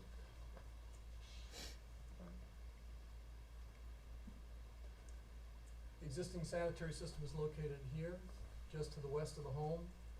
It's about 90 feet, a little over 90 feet from the wetlands line. When the plan was approved for the addition to the house, this is a plan that was approved in 2005. It moved the swimming pool from here to here, an extension of a garage through here.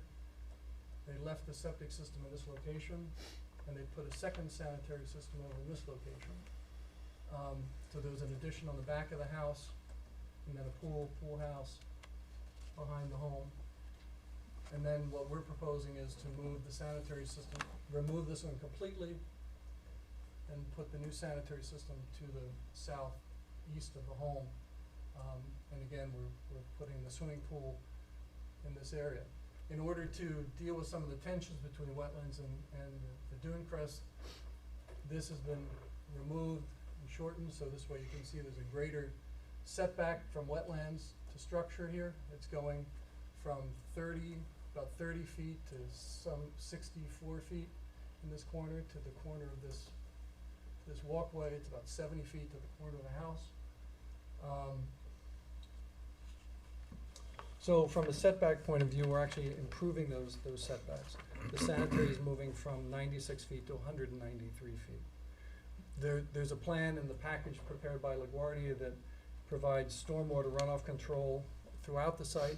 It's extensive, that'll control runoff for 2 inches of stormwater on the site, where at the present time there is no stormwater control. The driveway entrance has been shifted, so it's been slid to the east about 20 feet in order to increase the buffer. And again, we've increased the size of the easement from 11,276 square feet to 14,000 square feet. This is a significant native revegetation plan. I believe that from a wetlands perspective, this project provides positive benefits over what exists and even over what had been approved previously by this board.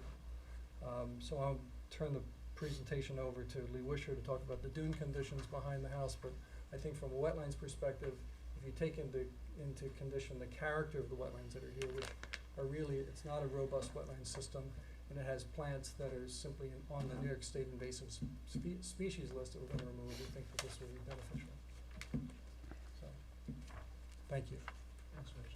Again, Lee was gonna come up, most of that'll be related to the request for the relief from the dollar line, not exclusively, but relief from the dollar line. We think that line should give so we can greatly increase wetland setbacks and provide more mitigation.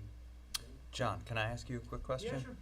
If we go back to the next page of InterScience's triptych. Right. Okay, yeah, perfect. Am I interpreting correctly, right? So we've got our blue setback line coming south off of the wetlands, and we've got our black dollar line coming north, and then we also have to imagine our side yard setback on the east side of the property. So am I interpreting this correctly to say there's essentially no or very limited buildable envelope on the property? That's correct. Only a couple This- hundred square feet, this- probably? That's the 150-foot structural setback right through there. We didn't even put it from the wetlands over here because it doesn't make any difference. Mm-hmm. 150 there, there's a Dolliver line, this is the 100-foot setback from the Dolliver line. So you really have this spot like right in here. That's Okay, yeah, I think it's important to note that you have a lot that is essentially unbuildable Constricted. per code. It just, Well, the envelope is, yeah, no, it Very, creates, very in tiny. the old days, we would call that a textbook practical difficulty. okay. But just to follow up on your point, although you don't have a building envelope as of right, you're still asking for 16,824 feet of lot coverage? There's an increase in lot coverage from 11,000 to 16,000. I'm following up on Luke's point is, you don't have a building envelope, it's a constricted, constrained lot. But you're proposing that although you don't have a building envelope as of right, you still are asking for 16,000 square feet of lot coverage. Yes. Yep. Just setting it down. Excuse me? No, I just want to get our Yeah, facts. no, and I'm gonna let you decide whether you want me to go through the precedent that the board has created in many cases where there's zero wetlands and zoning setback on a property. I can either hold off to the next meeting or do it this evening, but given the board's manner of dealing with these cases, we don't think that's an unreasonable ask at all. But let me ask Lee to come up. I was all set for you to keep going, John. It was unfair, Lee. They introduced you and then they didn't let you. Mr. Chairman, members of the board, for the record, my name is Lee Wisher. I'm a senior scientist at the Woods Hole Group based in Falmouth, Massachusetts. Excuse me. Bless you. I submitted a report that is in the filing packet with more details in which detailed my findings. However, I'd like to provide a brief summary for the board here, so to bring it back to the forefront, a summary of my findings and conclusions. I've had the chance to visit the site on multiple occasions and was able to assess the site conditions.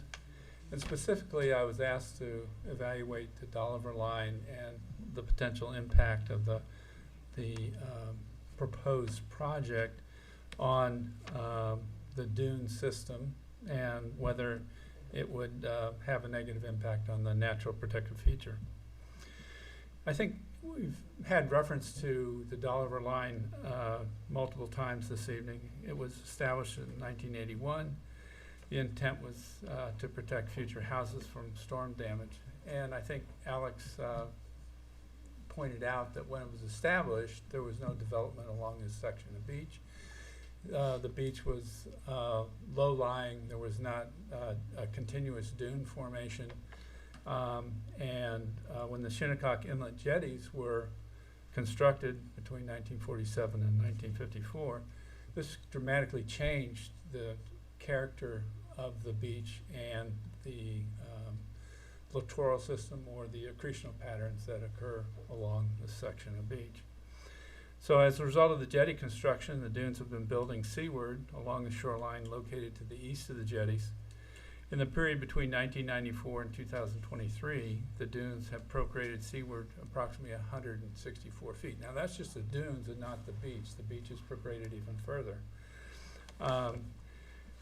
And so if we break that down, that is, the dunes have been, just the dunes, not the beach, has been accreting about 6 feet per year for the last 29 years, and that's still continuing today.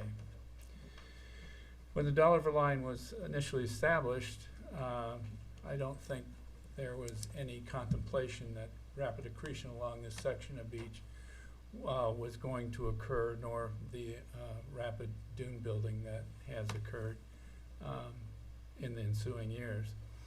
Now, the natural protective feature, or the primary dune, is now located approximately over 300 feet from the proposed project.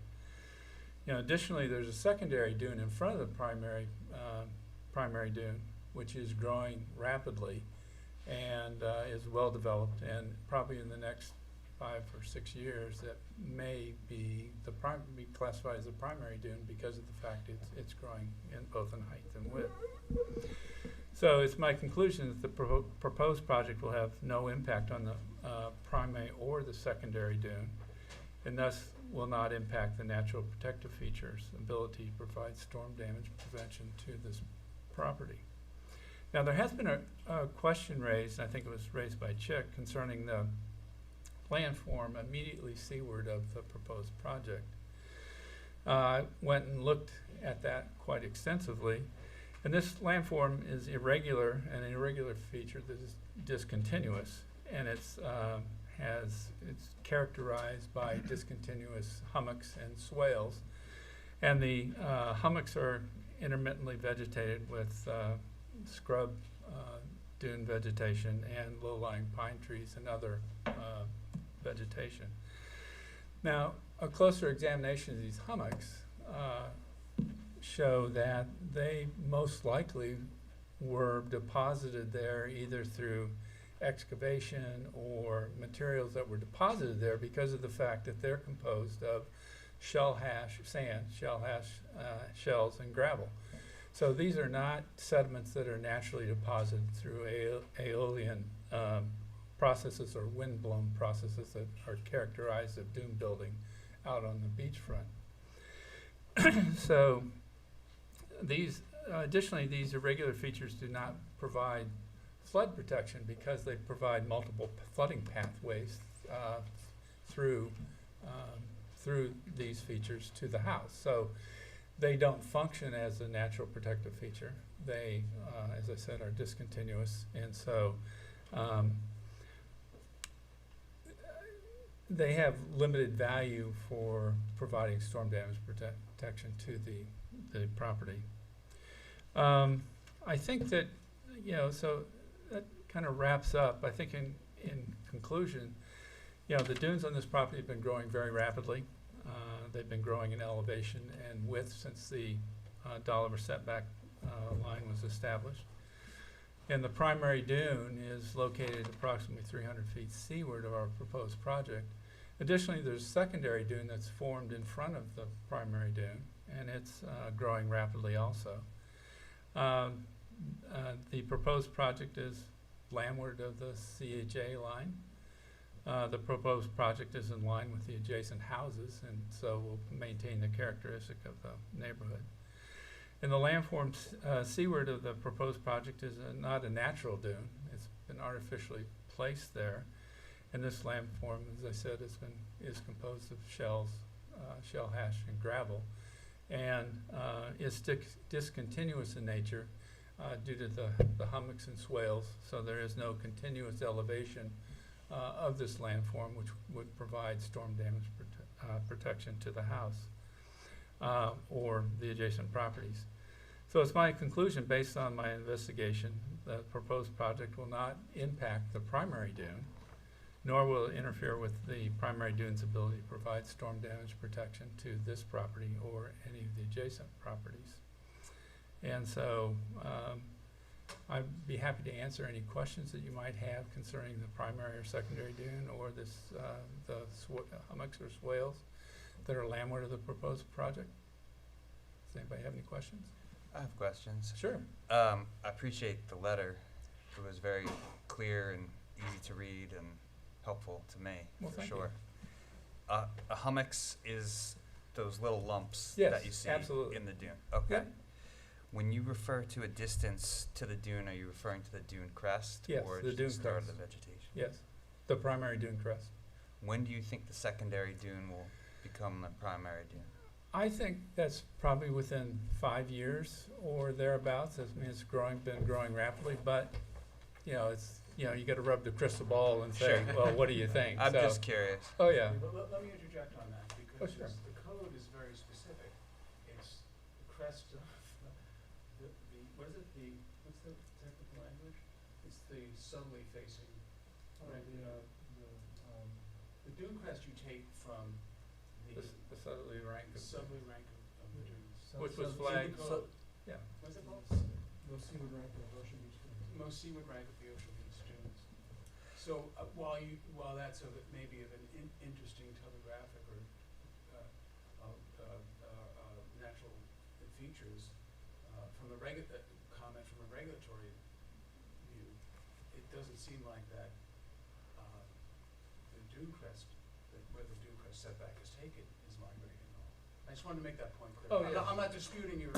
I'm just really asking out of curiosity. You may want to read in, just to the record, is your final paragraph of page 6, which describes the actual code language about the Dolliver Dune. Do you have it right there? I don't have.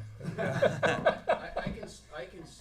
You want to read it? Yeah, it's when the Dolliver line, as Alex said in the prior application, when the Dolliver line was created. When the Dolliver line, Sorry, it says because the crest of the first rank of Ocean Beach dunes is indefinite and difficult, if not impossible, to ascertain. And that's clearly a situation that is not the case anymore, as this board is recognized in at least 3 decisions. And I think it's just a sort of a vestigial organ in the code. You know, like, I mean, if that was the language. I don't disagree with that. You don't disagree. I don't disagree with what you're saying. So look at that. Let me clarify something from what Attorney Bennett said in your question. So the the southerly rank of dunes is still growing. It's not migrating, but it's still accreting sand. That both of these dunes are well vegetated, and due to the wind-blown sand, they're capturing sand and they're growing. So the natural protective feature, or the primary dune, which is landward of this secondary dune, is growing at a slower rate than the dune that's on the seaward side, It's not because being fed as much. it can capture more sand Right. because of the vegetation. Could both dunes be gone next week? Well, anything's possible, but my namesake is coming up the shoreline, right? That's right. But you're going to be spared that. However, Boston, I think, is also. But if we look at the history since the jetties were formed, those dunes have never been knocked down. Right. So, you're again. As a scientist, I would say nothing's out of the realm of possibility, but I would say it's extremely unlikely. They were knocked down in 1938, I believe. But Go way the back. jetties weren't there then. Fair enough. Okay, I caveated myself. Oh, okay. So, Good catch. But just out of curiosity, what would happen if there was a 1938 storm? I would have to go back and look at the storm surges and, geez, I Big would like to question. model that, because we could do that, but that's not something we did, so. No, it'd just be nice to know we're kind of preparing for worst-case scenarios. Yeah. That's why we have these laws. Yeah. Okay, they're not. I don't it's know. Not every I year don't, we're in going this to have them, particular but area, I don't know what the storm surge was and what the duration was. I understand, yours and the board's curiosity on that. I think it might be out of the realm of feasibility for the homeowner to investigate that. I personally would love to do that, but I'm not sure I could get them to pay me to do that. So, I'm sorry, I can't answer your question specifically. okay, no, it's expressing our concern Sure. that these dunes are protective of the entire street, all of the houses, the entire neighborhood. Yep. So, the idea of doing anything that might be counter to more and more protection just is something we need to consider. Right, Because but- yes, you're right. We're talking about events that happen rarely, but when they do happen, they're devastating. But I would counter with, our proposed project is not going to interfere with those, the primary protective feature, nor the secondary dune that's growing in front. So, if we were looking for relief or to go into that feature, that would be a completely different story, but we're not proposing to do that. The house is proposed as FEMA compliant. Thanks, Yeah. that's very helpful. Okay, Appreciate it. thank you so much. Just for a little bit on that, I think it bears, because Nelson Pope said there was some of the activity was happening in the dune, and I just don't, you know, and it's with a little bit more investigation, you'll see at Dr. Busher's letter, the proposed project will be relocated with a discontinuous topographic feature composed of sand, shells, small stones, and other debris. This is dredge spoil. When I was a kid, I would drive down Meadow Lane. Well, the parts that weren't didn't have a blacktop on them, and there was almost a constant pneumatic dredging going on. There was much more maintenance dredging on the channels on the north side of Shinnecock in those days, and they would put this dredge spoil, people would just let them put the dredge spoils on these vacant parcels, and so that's what it is. But as Dr. Busher finds, that area, which was the concern of Nelson Pope, this is not a natural protective feature and does not provide any storm or surge protection to the property. So as he said, if we were asking to go into a dune, that would be something else. We're nowhere near that. And again, we're not asking for something that this board hasn't recognized and granted in the past, down in that area specifically because of the enormous amount of accretion. Do we have just an overlay of what you have now and what the project looks like, just a before and after? I think LaGuardia has that in their Oh, drawing. and before we get to that, I just wanted to add, some of the increase in, and we'll give you a better breakdown on this, because you're entitled to it, but some of the increase in coverage was already approved in that prior 2006. to 2006. So it's not as much of an ask as it seems like, but we'll give you the numbers on that. And how Think, many square feet is this house? 9,000, Oh. 700, something like that. I'm sorry. The proposed is 9,746. The existing is just shy of 7. What's The just existing is just shy of 7,000. I have a question for you, It's John. in the So high sixes. they received a bunch of approvals and variances, and then they didn't build the work. What does that mean for the approvals? So those variances are still valid, but our new variance would supersede that. Right. Gonna run with the line. The language of that. I mean, they could build as, that. as Mr. Bennett pointed out, they Yeah. run with the land, the variances, they don't extinguish upon transfer of ownership, for Sure. example. So those variances are still well and good, but we are just bringing in new variances to supersede them and to reconfigure the property. Can you talk a little bit about the thinking on the driveway and the second curb cut? We're moving, I think there's only one curb cut, right? There's two. Oh, there are two, oh, my apologies. I'm sorry. There's a single curb cut at the present time located here with the driveway that loops around. So the entrance of the house is here. At the present time, the entrance of the house will remain in that same location. And then this driveway loops around. The idea is really to swing this over. You can see if the driveway to the entrance is flipped over a little bit and just bring this up straight in. So this way they have a driveway straight to the garage that goes underneath the home in this area. So the garage is here. Be able to get down, and this way they'd still have some area to be able to get to the front door of the house instead of having to enter the house through the garage. But it also moves it further away, But- it moves a hardened area further away from the wetland. Yeah, so we've moved it over, and we've pulled this back a little bit, but still reserved a little spot up through here where we would be able to have some. So they're not two driveways, that curvy one and the one right on the lot line? This is existing right now. Yep, This is what was approved the second time, yep. and what we're looking to do is to maintain this one and just bring it straight up with the curb cut, second axis out, which we're allowed to have. So it doesn't change the functionality of driving to the front door or driving to the garage.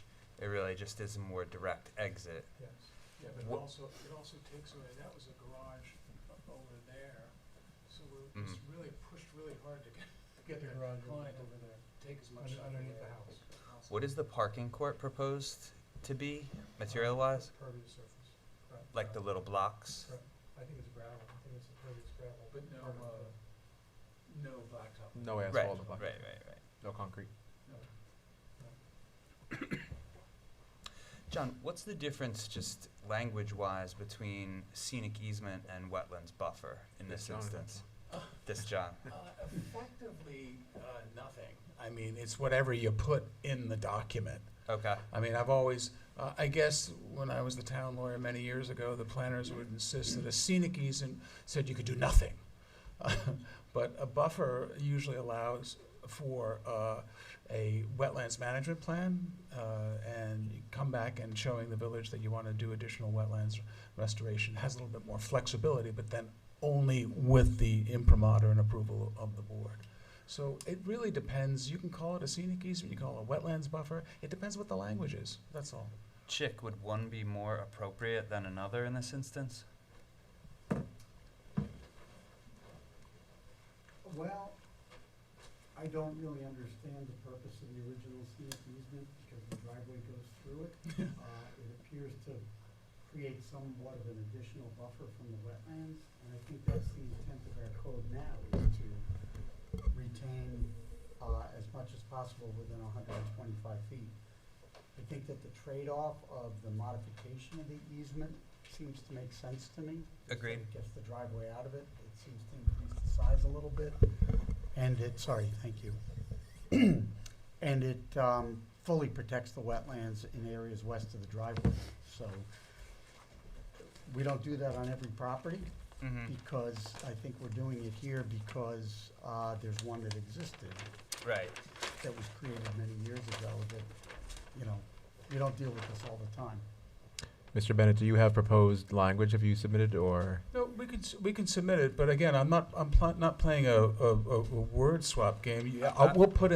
We'll put in that document, call it a buffer, an easement, whatever Chick wants us to put in there. I'm just asking Yeah. what the difference is. Well, just from your for the board's perspectives. edification, I've seen them mostly on in the unincorporated town world, but I've seen non-fertilization buffer being a phrase used. I've seen scenic easement. I've seen conservation easement. The nomenclature and even the text of the document varies wildly. The language but- usually describes its intent and purpose. Yes. For example, you might see a scenic easement where, on the sides of the road for visual separation Right, purposes, right. but aren't necessarily related to a wetlands. Other municipalities have that, to protect view sheds, for example. Do you have a- Conservation easement, I've seen conservation easements used as a tax tool for charitable deduction, and what that really does is somebody, instead of giving the fee of the property, they'll put a conservation easement on it, which will strip it of any residential development rights. That's usually where I see that phrase.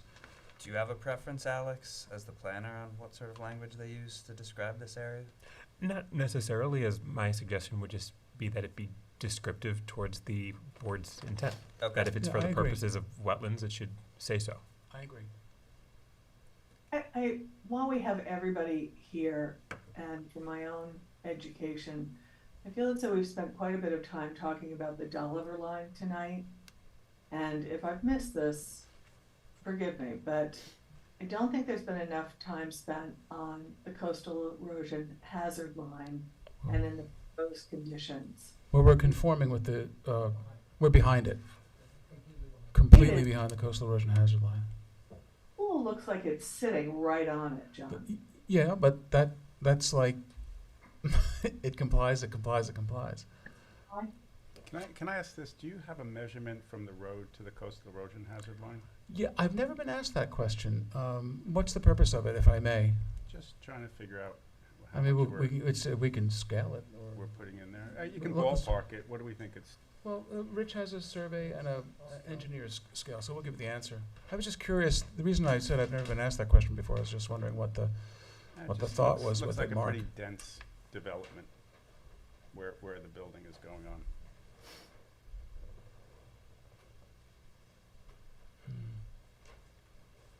large house, tennis court, pool, all kind of very compacted. That's what it looks like, so Well, that's why I yeah, was asking. we're compacting it because of the limitations on the property, but net, we've got a much better environmental thing going here. I mean, remember, moving that septic system to an almost conforming location from 93 to almost 200 feet and getting that pool out of where it is now. About 290 feet. So the coastal erosion hazard area is 290 feet from the, From the from road. the right-of-way? From the northern property line. The road right-of-way, the right-of-way. 290 feet. John, what are the chances of abandoning the tennis court? Not gonna happen. John Corey's, application, what was that, 930? 950? Board has never asked for that before, and that's an existing permitted, use. It obviously, adds a significant amount to the value of the property, and also is an amenity which pre-exists any of these regulations. It must have, my guess is it has a front yard variance. I'll I look haven't at seen it. that, we're asking, our application asks for all prior variances, so how was this tennis court installed? It was a variance. It must have been a variance, more, yeah. Okay, just, could you provide Yeah, that? it has a CO. We'll- It's Is in it in there. the package, We'll the get it front for you. yard It's in the variance pa- for the tennis court? It's in the packet, yeah. Okay. Good. Thank you.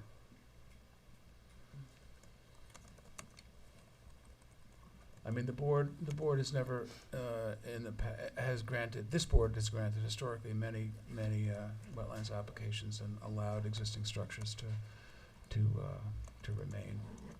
Again, the Corey application, was that 930? 950, there's a tennis court that's essentially wrapped by wetlands. I guess it goes to Mark's point of his feeling that the development within the allowable confines is dense. Site constraints dictate that, but if I were the homeowner and it were a matter of having my tennis court or getting this house, I'd get rid of the tennis court. Well, it's not something that we're interested in Yeah, that's fine. entertaining. So- We don't think that would be an appropriate condition. So I think that the reason why I asked the question was, when I measured where you're putting this 10,000 square foot house, pool, tennis court, you're essentially putting it on a 58,000 square foot area. Yeah, but you're viewing it in a vacuum. I'm viewing it in a subcontext, which is, that's where all of these building structures are located, within 58,000 square feet. So when Luke is asking for the removal of a tennis court, I think viscerally it might be that, hey, this just seems like a big ask to put all of this lot coverage, 16,000 feet of lot coverage in 58,000 square feet of building. It's just, I'm just putting it on the record, it's something that the Yeah. board will consider. I understand, it's not a big ask when it's compared to the significant migration of, just amongst other things, the two most, problematic structures in relation to wetlands, which are the septic systems and the pool. And so, Well, I'm not that bothered by where the pool is. I might put a buffer in there to protect it, but on one hand, we're putting on the record that those wetlands are not high-quality wetlands, et cetera, so I'm not that bothered by those wetlands. I would just, put a buffer between the wetlands and the pool. So I'm not Okay, well, seeing that, we're I'm not doing that. personally seeing that initially as a major environmental okay, benefit. well, we would agree then. I think I would offer relative to that point, Ralph, Okay, yeah.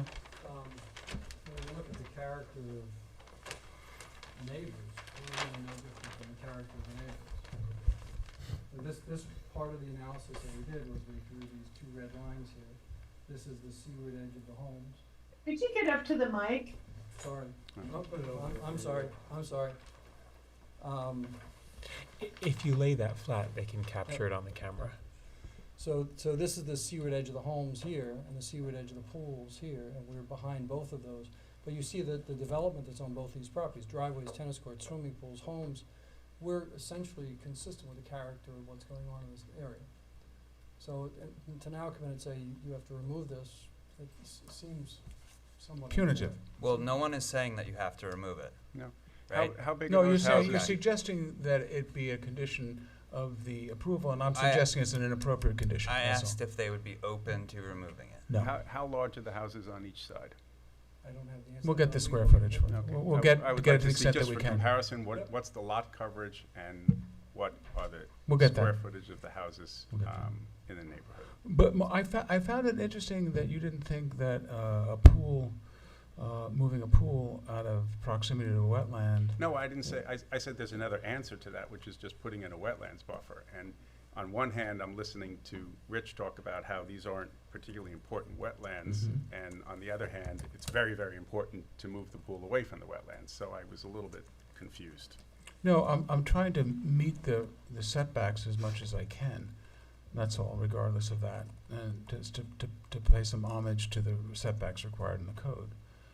But if I said that these wetlands were important, you would say impose a 125-foot setback or 150-foot setback.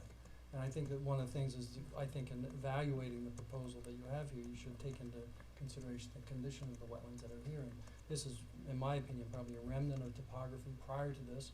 You've got a paved road running down through here that is village-owned, that's providing drainage and doing all the things that it's doing into the wetlands on the north side.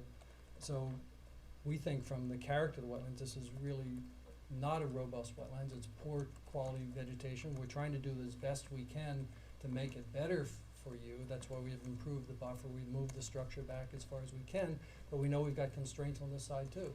So I don't think. I'm following up on Luke's point, which is, you're talking about environmental benefits. Yep. And Luke asked for a major environmental benefit on behalf of the village, which is remove the tennis court because it's. Why so is that close a to major wetlands. environmental benefit? It's a For the same benign reason use. moving the pool would be. No, pools, a pool is much more, during a flood event, you've got Just treated for- water going into a wetland. That's literally apples and oranges. That makes no sense at all. Do you think so, Chick? And just for the board's edification, very long story short, there's a long line of case law which curtails to what extent this ZBA or any ZBA or any planning board can demand or condition, demand of an applicant or condition an approval on. Nobody did that. So, Well, let him no, I finish. understand, but that's, It was a simple Just question. No. asking- That- I'd like council to be able to finish because it was in response to a question. I'm just putting that out there for the edification of the board, in regard to, things like, floating ideas of removal of things which are already as of right or already benefit from Well, variances. the pool is as of right too, and they're offering to remove it. Okay, Understood. they're offering environmental benefits and offering to remove something that's as of right. Luke's question is perfectly consistent with that line of thinking. No, but you're To me- ignoring your own council's advice, which says you can't condition a grant on removing an already existing improvement. And no one has floated conditions. I don't want to put any words in anyone's Yeah, mouth, but I'm just putting it out there as a matter of caution. Let's just clarify that the question was, would your client understand the consider question. it? I understand the Which you question. said, no, they won't. Yep. So, I'd like to recommend that we close this hearing. Yeah, why don't, okay, do we have enough, by the way, we have square footage, we have lot coverage. Do you have any other questions? No, not right now. Do you have some questions? Does anybody from the public wish to be heard on this? Do you want to speak in any way about this at this point? Only that, I really appreciate the response to the August 1st NPV memo that kind of got us to this hearing with this amount of information. I would like the opportunity to review the submission because it just came in Friday. Compare it to that memo, see if there are any other items that I think would be beneficial to the application and to the board's consideration. So if we could have that opportunity to review it and respond back to the board based on that submission from Friday, I would appreciate that. Perfect. Are you amenable to just adjourning for all purposes at this stage? When Chick asked that question, I always say yes. Only fair. Okay, so I'll motion in case number 3155, 1750 Waterview LLC, 1750 Meadow Lane, to adjourn for all purposes. Can I have a second? Second. And all in favor? Aye. And then we can motion to close the public hearing of the zoning board of appeals Hey, dated. we had one more item, didn't we? Did we miss something? Well, we were supposed to talk about our work sessions. Oh, just a save the date in case anyone forgot. There's about the Escova municipal housekeeping. training. Steve, we are done. Lou, could you? That was to save the date for the ethics. No, Oh, the well, work it's for session? Yeah. board training. So if anybody would like to go to, please let Tajay in our office Oh, know the who's going to do the What date registration. is that? No, I signed It's this. on I gave that October to you. 10th. At October what? October 10th at 5:30. What was the adjourn date for, are we on October 26th also? 26th. October I 26th. gave this to Alex. We gave it to Alex. John. Alex has it. Oh, there's a copy over there? Is that okay? Yeah, it's fine, it's fine. Of what? Okay. I have the folder over here. So, I need the folder. housekeeping items, our next meeting is October 26th. After that, November 14th and December 12th. Did you want to talk about that, Julia? Well, I think that sometimes it may not be appropriate for us to be waiting a full month for some of these applications, particularly if, because of our needs, we're holding them over. I think specifically of the one at 2020, asking them to wait a full month before, when we've asked to talk to the building inspector, doesn't seem like it may not be fair to the applicants. I thought we postponed to the 26th because we all have a required seminar to attend at the beginning of October. That was the reason why that date was chosen, because 10/10 was the training date, would have been in the board's second Tuesday meeting. Right. We have required training on October 10th. Okay. Okay, so let me Just wanted to motion. be sure that we were making space available for the public. I'm not trying to intrude. Are you talking about the possibility of a meeting before the 26th? Is that, Yes, but we can't. you can't. We can't. have We ethics tried, but training. we have a required training that we need to go to. Also, I think all applications have already been adjourned past that date, and I don't know if we could notice Yeah, we a could. meeting in between. We Yeah. can talk about it, Julia, some more, but for right now, let's motion to close the public hearing dated September 12th, 2023. Can I have a second? Second. And all in favor? Aye. Aye.